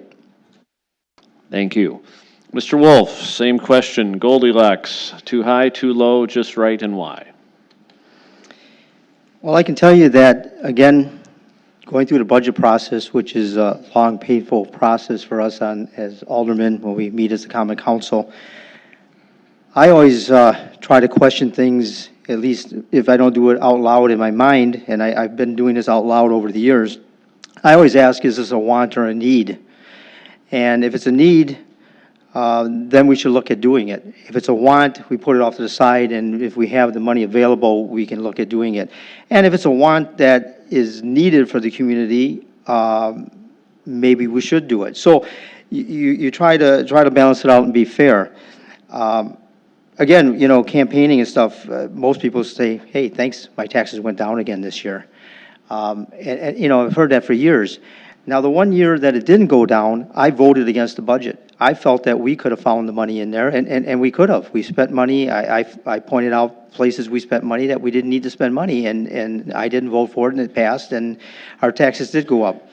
But I think overall, since I've been on the council, our taxes are down from when I first started. The only reason they might be up is because home values are up. Some homes are up even more than before. So that's a great balance. If you can keep taxes kind of steady and have higher values of homes, it's absolutely amazing. And the other thing is you talk about showing the chart, holding it up, and talking about, yeah, I'd like to have someone else pay for my taxes too. I mean, wouldn't we all? But the real reason for that is that Muskego is not like New Berlin, not like Franklin, not like the other communities around us. We don't want to be like them. We are landlocked. We have lakes and other things in the way. We don't have straight roads running through a lot of these places. And the development areas are small, like Moreland Road. We have some area in Racine, which I was on the CDA and created some ideas there, but we're waiting for New Berlin to develop that freeway area up there. And the other place we have is 36, which is going to be slow to develop until Franklin starts to develop their side. So we are landlocked to bring in new businesses on certain areas. Thank you. Thank you. To you, Mr. Dickmann, too high, too low, just right, and why? Well, you know, when I'm going around, I don't really hear anything about taxes either. So I'm going to say just right. I'll take that for 100, please, Bob. But anyway, you know, currently, you know, with the going back to the pie chart, yeah, we do have a little bit of a sliver there, you know, and I would agree. However, we'll always have a sliver there because, again, when we have only so much development land from a manufacturing or small business, it is small. However, you know, again, looking forward, the projection is that we're going to have 80 new homes roughly for the next 10 years. So that means different residential subdivisions, which is actually good, which actually helps it keep our tax rate low, right? So even if, so as an example, we bring in a $10 million building in a manufacturing perspective, but we bring in 80 homes. 80 homes worth $300,000. I mean, if we start to do the math here, you know, we're generating a lot of revenue from that new, you know, if it's subdivision residential wise. So going back to the original question, you know, this sliver piece, we're really never going to move it. There's always going to be this balance, and it's just going to keep, if we have more residential, our taxes are still going to kind of come down as long as we can still maintain the current investments from the services that we provide. And again, all of these other things that we're talking about, fire department, you know, do we need this, do we not need it? You know, these are all things that impact us down the road, and we all need to continue to watch those. Thank you. Mr. Dombrowski. I think the tax burden can always be lower. Muskego's done a pretty decent job compared to our neighboring communities. However, I'm always going to be looking for ways to lower that tax burden. The budgeting process is every 2 years, and work begins on the next one now. So if I become elected mayor, I'm going to be looking at ways to constantly be efficient with the operation and looking out for you in terms of what are we going to get for the best bang for the taxpayer's buck. Thank you very much. Thank you all for your questions to that, or answers to that question. Our next question will begin with you, Mr. Wolfe. Or, I'm sorry, no, it'll begin with Mr. Kapusta. And this is sort of a magic wand question. We went from Goldilocks to Harry Potter, perhaps. If you had all the power and could make the decision yourself, where is one area of the budget that you would cut and why?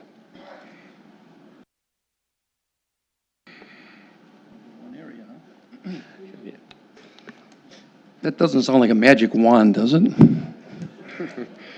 If there was one area of the budget that I would cut, it would have to be looking at some of our miscellaneous areas, or our outlying areas that would have no impact on the safety of our citizens. So we'd have no police force cut, no fire safety cut. I would have to do something in our miscellaneous categories at the very, very least reduction in trying to wave that magic wand. And by doing that, it would have little to no impact on what we're doing here as citizens of Muskego and how we operate our city. So that's what I would do. Thank you. Mr. Wolfe, one area you would cut. I think I touched on it on the last question. I would look at cutting out the wants and stay with the needs. I mean, that's the easiest choice. We put a lot of process and time into our budgets, and I think overall it is very good for the community. Again, it keeps us clean and safe. It keeps us healthy. It gives us growth opportunities. If you're talking residential or if you're talking commercial. But I would definitely look at the needs and keep them and look at cutting out the wants. Thank you. Mr. Dickmann, same question to you. Well, I think over the years, probably the last 6, 8, 10 years, we have done a good job from the standpoint of picking all the low-hanging fruit. And if we continue to, there's no more low fruit that is hanging that we can pick. So what I'm saying by that is we've already looked for all of our efficiencies, and we're very effective. Are there areas of opportunity? Sure. However, when it comes to the wants and needs piece, the community wants things, okay? We just don't want to always just take. I mean, I'm a taxpayer even if I'm the mayor or not. But I want to see services here. I want to see the parks good for our families. There are wants that I think that we all want and deserve because we pay taxes. So we want to be efficient, effective. We want to keep the community safe. We want our infrastructure strong. We want economic development. We want to keep everything up, but we can't always continue to just say wants versus needs because we all want things. So what do? We save for them. Maybe we have to budget. Maybe it has to take a little bit longer, but we have to set some money aside for the things that the community wants, not just always slashing. And I don't want any higher taxes. That's not what I'm saying. What I'm saying is we need to plan efficiently so that we can get some of the things that we want, because I know in speaking with people, there are things that people want in this community. Thank you. Mr. Dombrowski. In the past couple of years, we've seen a lot of infrastructure development in the city. Specifically, Janesville Road was just recently redone. We built 2 brand new schools and renovated a bunch of other ones. So I think we're pretty good on infrastructure right there for now, in terms other than maintenance. But I think we need to look at the budget overall, and every line item needs to be evaluated on a daily basis to make sure that we are being efficient with our funding and not just cut one thing at a time. We need to look at the bigger picture and always go into it with that type of mindset. Thank you. Mr. Petfalski. You said I get a magic wand, right? You get a magic wand. It means you don't have to deal with the council or repercussions. If I got a magic wand, quite honestly, this building wouldn't be here. I would get rid of that. I agree with the police department. I think this was more of a want than a need. I think there's other ways that we could have done that.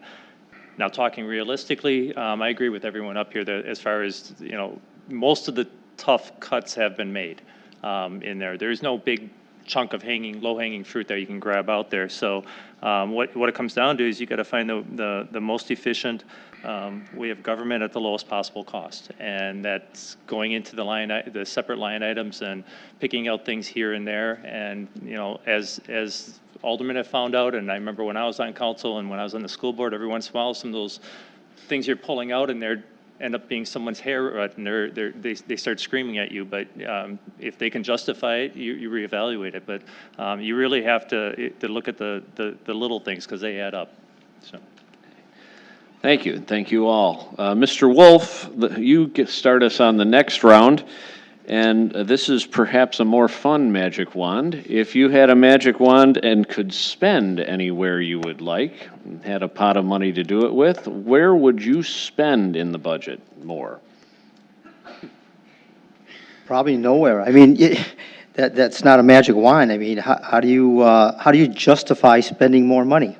It's not a thing you can justify. First of all, I want to clarify a couple of things. Number one, when I go with wants versus needs, And I said this earlier, that when it's a want that the community needs, it's completely separate. So don't get lost in terminology of wants versus needs. There are wants that the community needs. So it's a fine balance, and I'm not stuck on that. I just want to clarify that. Second of all, I want to clarify that this building should not be here, and that's coming from a guy who built, how long were you on there? 15 years? How many schools went up? So there's a big question of who's building what and why. So that's a whole other debate we can get into. So I want to clarify that. Let's go on that. I'm talking, excuse me. And as far as the magic wand, I'm going to get back to that issue. You cannot justify spending more money on anything I want. So I can't take the bait and give you any reasoning. Thank you. Mr. Dickmann, if you had the opportunity to spend, what area would you spend in? Again, it's magic wand stuff, right? Okay, so, okay, presto. Again, I think goes to life quality. So again, we have green space here, and we have a piece of piece of property, Park Arthur, that hasn't been utilized yet. And I think that that's a perfect opportunity right there. I think that land was donated to us many, many years ago, and we were fortunate enough we got our baseball diamonds, which is great. We got the ski hill, we got an archery place, you can ride your horse there, but we still have opportunity over there. And if we're just talking magic wand, I'm not talking about, that I want to be a spender here, but it's my magic wand time. I think to utilize that for the community, for our families. If it's maybe a little disc golf thing or, whatever that might be. But I think, we were donated that piece of land, and I think obviously it's really underutilized. The person who gets the most value out of it is the farmer across the street that gets to cut the grass. So, thank you. Mr. Dombrowski, same question. I would not choose to spend any additional funds. If I had a magic wand, I would make our lakes bigger, or create more green space. Sorry. Looking back at the foundation of Muskego, we're running out of those resources, so that's what I would use a magic wand on. Thank you. Mr. Petfalski. Well, you said a magic wand, and it depends where that magic wand got the money from. If it's a surplus of, all of a sudden we budgeted for so much, and all of a sudden we found out at the end of the year we had a bunch of extra money, it's not my money, and we're not going to spend it. We're going to put it in the fund balance, or we're going to return it to the taxpayers through a defeasance or something. If it was a chunk of money that showed up in the city from an anonymous donor for something, I would try to use it for something that's going to lower the tax rate the next year. So if we have this fire truck that's coming up that's rather expensive, I would use it for something like that, so the following year we don't have to tax for it. Thank you. Mr. Kapusta. I'm going to go with the fun question. I like this. I'm going to go with a completely taxless year for all residents and businesses. I'm sorry, that's what you're going to do. You earned it. You're getting it all back for the year. So that's my magic wand. Thank you very much. You're all magicians in your own way.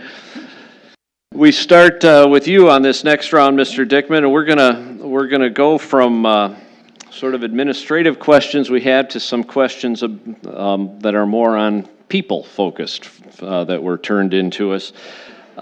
Share with us one formative experience that defines you and who you would be as a leader. One formative experience in your life that will help these people know what kind of leader you would be. So going back to one of my former positions, I worked for a company called Cisco Foods, and I had worked with a bunch of peers for many, many years. And when you're working with people for 10, 15 years, they get to know who you are as an individual. They know, your character and all of the things that go with that. But when the opportunity came to lead this particular division, it was really interesting in how they went about selecting somebody. And they actually got input from different people within the office, different drivers and things like this, which was really unique for the time. And I don't even know if they do it anymore because Cisco's such a corporate world. But they did ask. And I was very fortunate that, my name came up as one of 3 people. So from that standpoint, we had to basically interview for that position. What I found interesting is at the end, I was fortunate enough to get that, and it was because of my leadership, willing to help people, go with them if they had some challenges when it came to different clients, all of these things, and it was very humbling that I had the opportunity to do that. So that was my experience, and obviously they chose me because I was a leader and somebody that they looked up to, and again, I'm very humbled that I had that opportunity. Thank you. Mr. Dombrowski, same question. Share with us one formative experience that will help people know who you are and what kind of mayor you would be. So when I was attending UW-Platteville, I was part of several executive boards, one of them specifically the Pioneer Sportsman's Club. The Pioneer Sportsman's Club is basically an organization that outdoorsmen, hunters get together. You can trap shoot, you can bow hunt, you can do action shooting with rifles and pistols. And when I became president of that club, it was kind of in disarray. There wasn't any clear direction on to what future members or prospective members, specifically new freshmen and coming into college or the university, what part of the club they wanted to be involved in. I took it on myself and the rest of the executive board to break that club into different branches. It was still under the same club, but you had an option to go to, let's say, for example, trap shooting, Pioneer Action Shooters for the rifle, and then archery. This gave the students a clear direction on to where they wanted to participate in the club, and gave them motivation to attend those specific meetings and go from there. That kind of helped build it to what it is now. The club has over 85 members as sitting members. When we first started, we had around 30. So just that direction and infrastructure that was set up within that organization is allowing more students to go to national competitions like the ACUI National Clay Targets, and also helping with local high school teams out in the southwestern part of the state. Thank you. Mr. Petfalski, same question. Earlier in my professional career, I was hired at a company and worked there for, I think it was less than a year. I loved my job. I had passion for it. It was graphic arts. When I wasn't at work, I was reading magazines and going to shows and just trying to learn more and more about new technologies and things like that. And it rubbed off on my the owner of the company at the time, and he soon after that made me a department head. And I got that infection to share to my group at the time, and they started having that same enthusiasm, which made us as a group better, and our group ended up being one of the most productive and profitable groups in the company.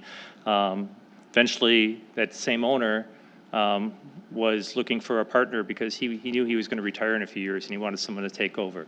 And he approached me with it and found a way to do an ease of entry to, I was only my early 20s at the time, to find a way of buying the company from him. And that transition, because most of the employees were there a lot longer than I were, could have been, could have gone bad because people sometimes get jealous on things, and it didn't. People accepted it because they realized that I had that enthusiasm, I had done the work, and that the reward was due me based on my hard work. So I would say that would be it. Thank you. Thank you. Same question to you, Mr. Kapusta. Formative experience in your life that helps people understand who you are and what kind of mayor you would be. I guess I have to answer this on a personal level. I'd have to say my wife, because she has taught me a lot, I'll tell you. She's taught me how to take care of people and family. And that's what we are. We are a community family here. And when you do that, everything's right. Thank you. Thank you. Mr. Wolfe, you have the last word on this question. Repeat it again? Sure.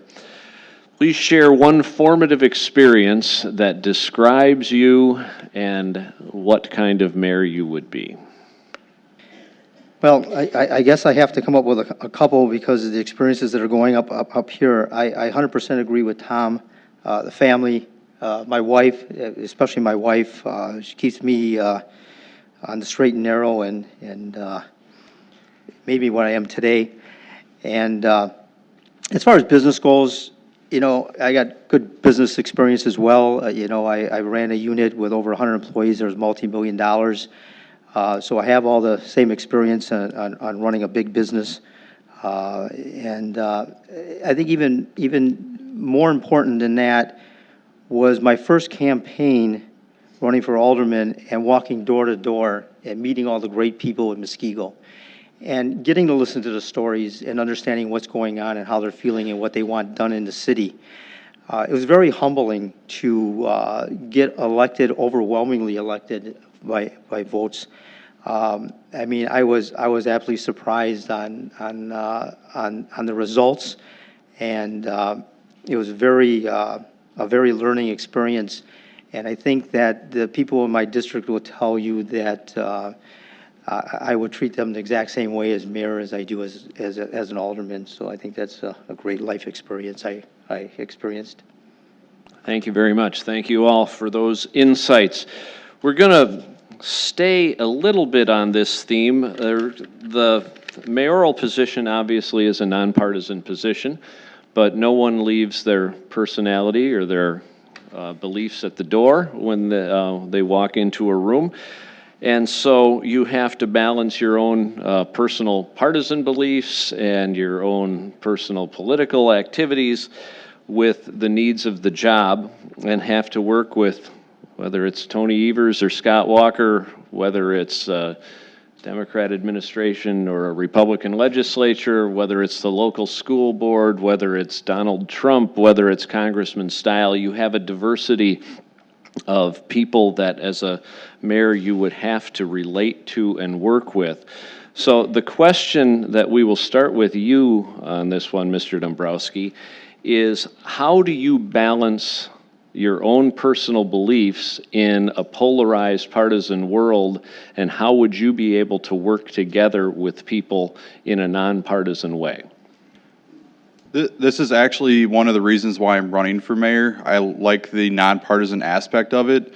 When I was relating back to UW-Platteville again, I was part of Student Senate, and I actually ran legislative affairs for the entire university for a year.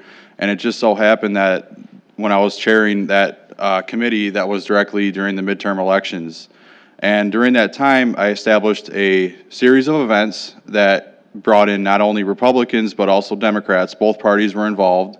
And I brought in 6 candidates from the Republican Party and 6 candidates from the Democratic Party. Those candidates, some examples were Governor Walker, Tony Evers, the congressman out there, Congressman Ron Kind, and his opponent. Basic stuff like that. The aspects of Student Senate were founded on nonpartisanship, and that's why one of the reasons why I'm running for mayor is being able to handle both perspectives from the Republican or conservative and the Democrat or liberal side. Thank you. Mr. Petfalski, again, how would you operate in a polarized environment in a nonpartisan position? I guess I would disagree that local politics, especially Muskego, is partisan. Well, it's Waukesha County for one, so there's a huge portion that has like thinking to start with. But local politics isn't about winning a blue or red state. It has to come down with solving people's problems and sitting and talking to people and finding the best solution for what their needs are. Sometimes those needs are lower taxes. Sometimes it's I'm getting flooded from stormwater runoff. It's just solving problems, and I don't think partisanship enters that. You just treat people as people and realize that their concerns are real. I mean, it's rare that, at least in my experience out here, it's rare that comes into play ever. It's simply talking to people and communicating with them. Thank you. Mr. Kapusta, same question to you. I think since becoming an alderman, I've tried real hard to make sure that I follow my 4 principles. That's been good communication with the people in District 4, a strong advocate for them, due diligence, and focused representation, sometimes to a fault. Did you ever notice you go through life and some things you're not very good at and other things you are good at? The things you're not good at seem to stick out larger than the things that you are better at. This much I know. I am better at bringing people together so that they all can work together, they stay focused, and we can get things done. And I will tell you, in all my experiences, I think I can do that better than anybody. And that's what you have to look at. And with that, you've done the proper things to get things moving forward. Thank you.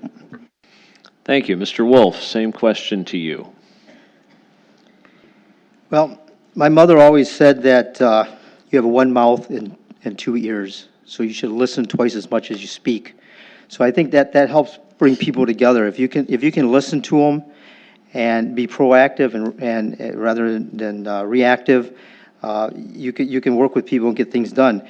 My motto is treat people the way they want to be treated, the way that you want to be treated as well. So, it's a good thing to be upfront and honest and respect what people are telling you and make a decision based on that. I mean, local government is where it all happens. I mean, when you're in this smaller environment, we're really not partisan. We're a family, and this is a great community. I mean, I think we all love living here, and I really don't hear too many people that are dissatisfied and with Muskego. So I think that just being part of the family and treating people like they need to be treated is a great thing. Thank you. Mr. Dickmann. Well, I agree, listening to people, treating people the way you want to be treated, bringing people together, listening. The other thing is that you ever notice when there's something that happens in your neighborhood, right? Maybe somebody had a fire or, somebody had an accident or whatever the case may be, how people come together and help each other. We all find common ground when it comes to these types of things. And I think that if we just think about who we are, we talk about things that are going on in everybody's life. Today, I may have a great day, but somebody that you're walking next to may have had a bad day. Just to say hello to them and say, how are you doing today? Have a great day. Sometimes people just need to be heard. They need to be, treated with respect. I think that's the biggest thing. So this, nonpartisan position, I think we can all come together and just saying, be kind to your neighbor, be kind to the people that you love, and always respect each other. I mean, that's really what it comes down to. Thank you. Thank you all. And in the name of being kind to your neighbor, could we sprinkle the infield here and get another round of waters, or can we pause while I go grab some? This was initially going to be 1 hour for these mayoral candidates, and I know because we've had a little extra time, we've stretched it out a little. So I think we're going to run some additional water up to you, and we'll try and strike that balance between enough to keep you hydrated and not enough that you're going to have to duck out here. But, Dan was kind enough to share one with me. So. Thanks for coming, everybody. Thank you. And we are winding near the end here. I don't think we'll take it all the way till 9, but we have a couple more questions. There. All right. Is everybody set? Yeah, I think so. Ready to go. All right. Then Rick, this one is going to come to you. There is a growing diversity in this community that's been mentioned already, but there's a lot more diversity in our society that's confronting us every day. How would you promote diversity and accommodate diversity as Muskego grows? Interesting. Muskego itself is probably one of the most, or the least diverse communities around. It's pretty homogeneous. However, I don't think it's an unwelcoming community. The community, it's a friendly community. They've welcomed all peoples of different incomes, cultures, races. I've never seen any issues out here, at least in the last 22 years since I've been out here. It really depends on economics for the most part. Our community is it's wealthy. It's got a lot of high stock homes, and it's just a matter of people of any background wanting to move here, and I think they'd be welcomed. One interesting thing happened last year, and the idea came out too late, but it was the first round of the playoffs for the football team. We played a Milwaukee inner city school, and the away team had almost no guests because none of the parents either had. The idea was they didn't have cars or transportation out here, and it was suggested too late. But I'd like to see it implemented next year. From the Gridiron Club at the time, somebody mentioned, why don't we pay for a bus so their parents can come out and watch their kids play? And just the fact that that was suggested, makes me very hopeful of how inclusive we can be. To you, Mr. Kapusta, how would you promote diversity as Muskego grows? I think one of the things that can be looked at is there's a couple easy avenues. One of them is working closely with the chamber and promoting different business work opportunities to create some of the diversity. I think the second thing is the individuals that we hire at any one of the city levels. Those things strongly encourage and send a big signal to people of every race, culture, and creed that we are here and open to do business with you. Thank you. Thank you. Mr. Wolfe, same question. Well, I'm on the same page as Tom. I believe that creating more work environments up here, creating some new businesses opportunities like we did with Northern Gear. I mean, we put together a nice package to bring a company in. We have other ones going across the street behind Walmart, next to it, Walmart, whatever. So I think that's probably the biggest way to do it. Other than that, kind of like the nonpartisan question, I think the community is pretty open and welcoming to every opinion, and it could be people or an opinion. So I just think it's just the opportunity of creating the right business environment for jobs. Thank you. Mr. Dickmann, question to you, please. I mean, at the end of the day, it's really just treat people with respect and be kind to them. If you go to, like, say, Quick Trip in the morning, there's a diverse group of people that are here. They're coming here to work, do their jobs, and, just to say hi and welcome them and, make them feel that, they are part of the community, I mean, it's really that simple. And Mr. Dombrowski. I also think that Muskego is a very welcoming community. If we have a good economy, everyone can come here, and it's going to be beneficial to everyone. So diversity is an issue, but I think we're addressing it with our economy and having opportunities here too. Thank you. This is going to be our last question before closing statements, and you will have the first crack at it, Mr. Kapusta. And this regards drug use. It's an epidemic that's affecting many of our communities. It's been mentioned here tonight. What policies would you implement to address drug use and abuse in this community? Right now we're currently working in conjunction with our police staff and our police chief, who does an incredibly remarkable job with the city of Muskego and our school system. And I don't think we can ever thank them enough.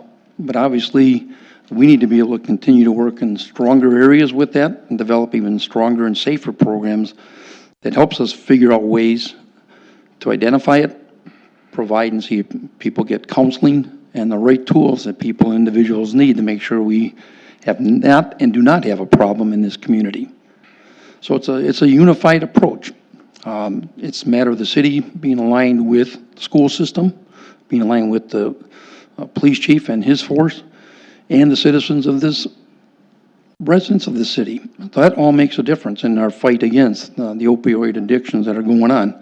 And it's something that you strongly need to proliferate, support, and try to minimize so that we keep this quiet, quaint, safe city. Thank you. Mr. Wolfe, same question to you. Well, this is a concerning and I can say awful issue. Not all the time can the parents, help curb this. So you do need support from other avenues. I mean, one of the things we've done as a community is we added a K-9 unit. And what that has done for the police department is it made it easier when they do traffic stops of people bringing stuff into the area. to try to stop that. So you can curb it by trying to stop it coming in to somewhat of a, whatever you can do, I guess. Creating a new police station was huge. It created new opportunities for how they handle things and do things. So we've done things that go in the right direction. I think the schools, do what they can to try to make things happen. But the K-9 unit was probably the biggest. But, again, creating programs that can be efficient, it's just hard to stop someone from doing what they want to do.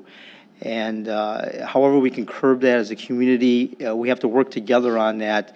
And that starts at the parent level all the way through the police department. So, I'm open to suggestions and willing to try anything to stop the drug use in Muskego. Thank you. Mr. Dickmann, to you, how will your policies help prevent drug use in Muskego? Yeah, I think probably everyone in this room knows somebody or a family that has gone through this. It is a concern, and when I was talking with the police chief a couple of weeks ago with respect to this, he said, Scott, one of the things is that, years ago, meth was made in the backwoods. And today, they can produce it in some location and get it done and be gone.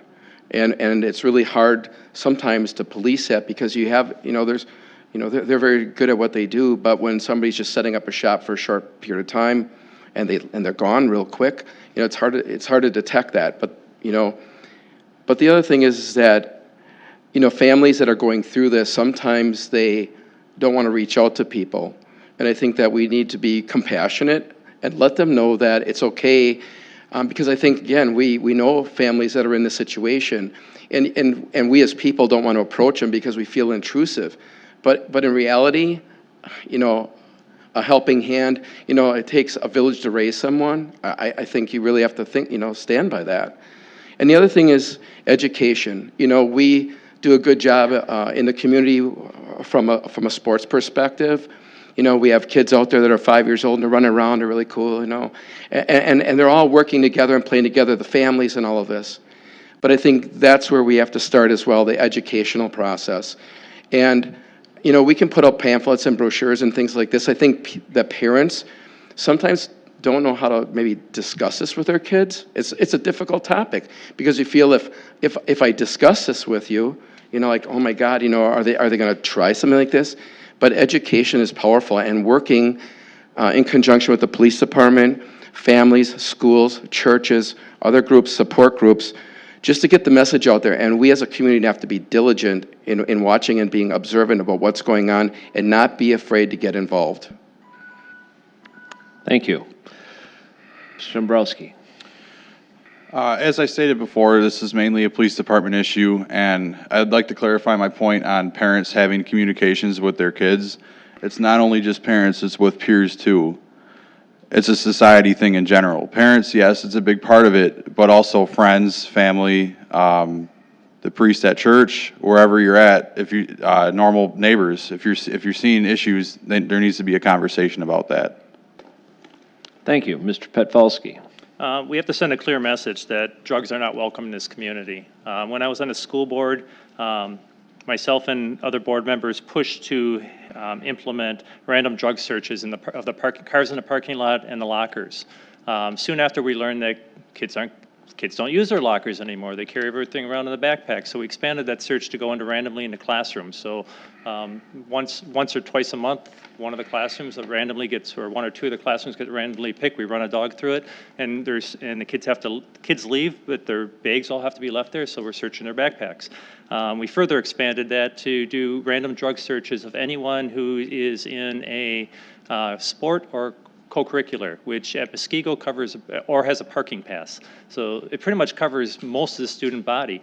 And it's not to be punitive, it's to send a message out there of don't bring this to school and don't use drugs if you want to be part of our school. When kids are caught, it's not we don't turn them over to the police. We have a conversation with their parents, so the parents are aware, because more times than not, the parents aren't aware that this is going on with their own child. And that way they're directed to the resources of how to get that child help.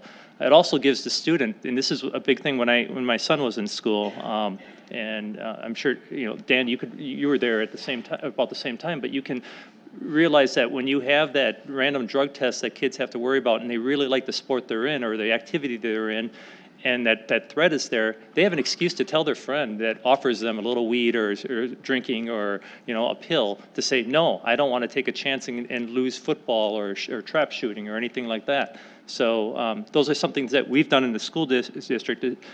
Chief Renz, I've talked with him, and I agree. Adding the dogs that's huge, because we're sending a message to people driving through our community that don't bring drugs through Muskego, because we'll find them and we'll prosecute. Thank you. Thank you all. We're going to move now into our closing statements. And Kathy, I'm going to ask, since we've got a little more cushion time-wise, to allow 3 minutes rather than 2 for closing statements. Opening was 3 and closing was supposed to be 2, but you know what? I'm feeling generous. So, if you got 2 minutes written, you don't have to go 3. You can yield your time to the next speaker. But Mr. Wolfe, you have the floor for the first closing statement, and 3 minutes is yours. First of all, I take great honor in thanking my wife and children for all their support. Again, thank you for supporting me, and thank you for your vote for mayor of Muskego. I will be more than honored to receive your vote. Again, I want to thank everybody involved in putting this together tonight. I want to thank all the candidates as well. I think there were some good ideas up here. We can probably work on some of those. My plan is simple, though. Review all the facts, listen to the community, and make common sense decisions based on what is right for you. I believe an elected official should be a reflection of the community. Together, we can continue to make Muskego a great place to live. I do the research and come prepared to all meetings and ask difficult questions that the citizens need answers for. I work on building a better community for everyone. As your mayor, I will be proactive, not reactive, and will continue to make the correct decisions. I am not afraid to speak up in favor of the taxpayer. As an honest, hardworking family man, my dedication makes a difference. I am my own person. I am not a lifelong politician. I am your neighbor. My promise is to continue to give prompt personal attention to all your questions and concerns. I will have an open door policy. I will be accessible to all citizens of Muskego. I will continue to serve Muskego with honesty and integrity. I have done what you have asked of me and will continue to do so. By controlling spending, I am dedicated to keeping Muskego a safe and affordable place for young families as well as the older community. I support the police department, the fire department, the senior taxi, the festival committee, the parade, Muskego sports, and just about all of Muskego. So, most important, I support you, the taxpayer. As your mayor, I will be dedicated to reaching out to the citizens of Muskego. As always, I will encourage you to contact me with any questions, comments, or concerns. I am here for you. I am not running for mayor to have a second job. I'm not running for mayor to have a hobby. I'm not running for mayor to have a new life experience. I am running for mayor only to serve you, the citizens of Muskego. Your vote will make a difference on February 18th. Again, I am Robert J. Wolfe. Electing me as mayor of Muskego is a win for you. Thank you for your support. Thank you, Mr. Wolfe. Mr. Dickmann, your closing statement, 3 minutes. Now I have 3 minutes. Don't cut me off after one. See, I'm buying time right now. Anyway, first of all, I want to say a special thanks to my wife, Christina, daughter, Kimberly, my mom, and to all my supporters. I also want to say thank you to the other candidates, the chamber, our fine moderator, and to you, the voters, for taking the time to come out today and listen to what we have to say. There's several characteristics that make me stand out. I'm respectfully straightforward. I'm honest, confident, flexible, and compassionate. My 30 years of overall business experience that has incorporated numerous responsibilities such as managing employees, budgets, project management, business relationship management, contract negotiations, just to name a few. And what does this all mean to you? It means that I'm well-rounded from the standpoint that when I'm listening to people, I take in what I hear, and I work for you. In addition to the willingness, I make tough choices and difficult decisions. All of these responsibilities and experience have well-equipped me to lead, which in many instances mirror the responsibilities as mayor. This does not in any way mean to come across as knowing everything, because I don't. However, if I need to know something, I'll be resourceful and go to the experts in their respective departments or elsewhere for answers and/or input. I believe that great leadership starts with communication, especially the ability to listen, and listen I will. There are many candidates asking for the job, and I understand the commitment and focus this position requires. Therefore, I will not maintain another job and/or business and make sure that I serve all of you to the fullest. I will respectfully be straightforward without political spin or grandstanding, and I believe that what you and all of the people deserve. I've taken the time to meet all the department heads of the city and have a good perspective and understanding of our needs going forward. They are very knowledgeable and experienced individuals, and we are much better off because of them. Once again, I'm Scott Dickmann, and I ask for your vote on February 18th for mayor. Thank you for your time and choosing to live and/or do business in this great city that we call home, Muskego. Thank you. Thank you. Mr. Dombrowski, the floor is yours. Thank you. And once again, I'd like to thank the Chamber of Commerce for organizing this event. I'd like to thank the residents of Muskego for coming out and listening to us tonight. Age has been a frequent topic of my campaign. In fact, one of my opponents have actually called me a, quote, life outsider. After just going through the school district, that is very excellent, from elementary to high school, I beg the question, am I not equipped to execute the basic duties and functions of the mayor of Muskego? Being a life outsider is someone's perception. I would challenge you to think of the persons of the armed forces who have been serving since age 17 have had multiple combat tours. Tell them they're a life outsider. Is Mark Zuckerberg a life outsider for launching Facebook at age 19? Is the Marquis de Lafayette a life outsider for having General Washington's utmost respect and confidence at age 19? These are just a few examples of how young and driven individuals portray excellence and further the world on its journey. If the people select me to become their next mayor, I will apply the 3 pillars of my campaign, which are outside-the-box thinking forged in common sense and conservative values, balancing the development of growth between residential and commercial, and finally, rediscovering that small-town atmosphere that Muskego has been rooted in for generations. Thank you. Thank you, Mr. Dombrowski. Mr. Petfalski, your closing statement, 3 minutes, please. Thank you all for listening tonight. Again, I want to thank the Muskego Area Chamber of Commerce for hosting tonight. I also want to thank my wife, Diane, of 28 years, and my children, Kristen and David, for all their help and support during this campaign and throughout life.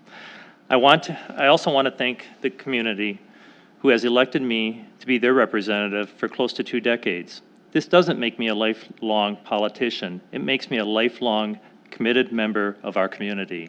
I have a job, I have a career, and it's not politics. I will not have another job if elected. My job will be mayor. We are fortunate to have 5 people who care enough about this community that they want to lead it. However, I believe that my experience as a leader, business owner, elected official, and longtime citizens makes me the best candidate to be your mayor. There's a distinct difference between me and the other candidates. These candidates will say they will. I'm the only candidate who can continually say, I have. I have lowered taxes consistently over 9 years. I have shown leadership in this community on many levels. I have listened to the community on different issues. I have had successful businesses and some that weren't. Both experiences are something that makes us better. I have been a regular face at community events like parades, festivals, church services, high school events, Special Olympic events, and various community fundraisers. I have a record of working with all groups, finding consensus, and moving forward. I'm the only candidate who has been both a leader in private business and in the public sector here. I am the only candidate who can consistently show a track record of being conservative with your tax dollars. I'm the only candidate who has ever volunteered to serve on a citizen committee or board.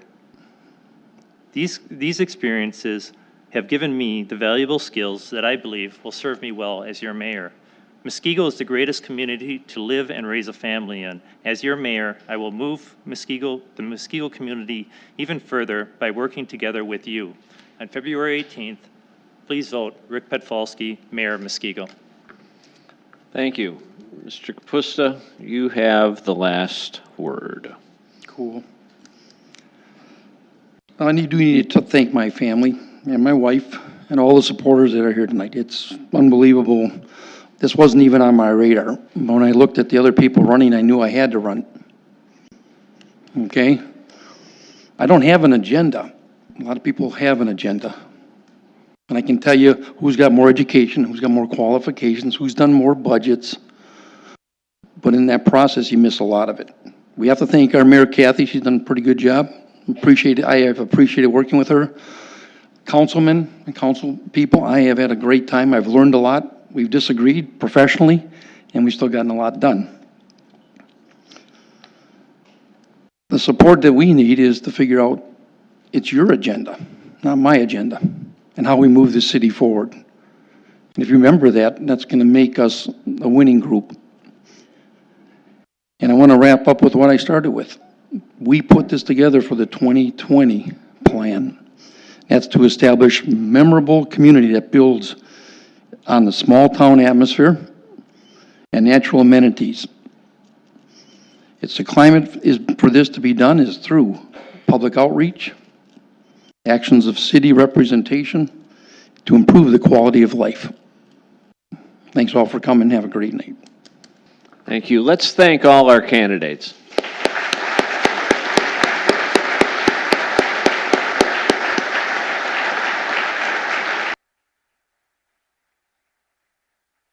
It is not an easy thing to run for office. It's not an easy thing to sit up here for 2.5 hours and answer questions.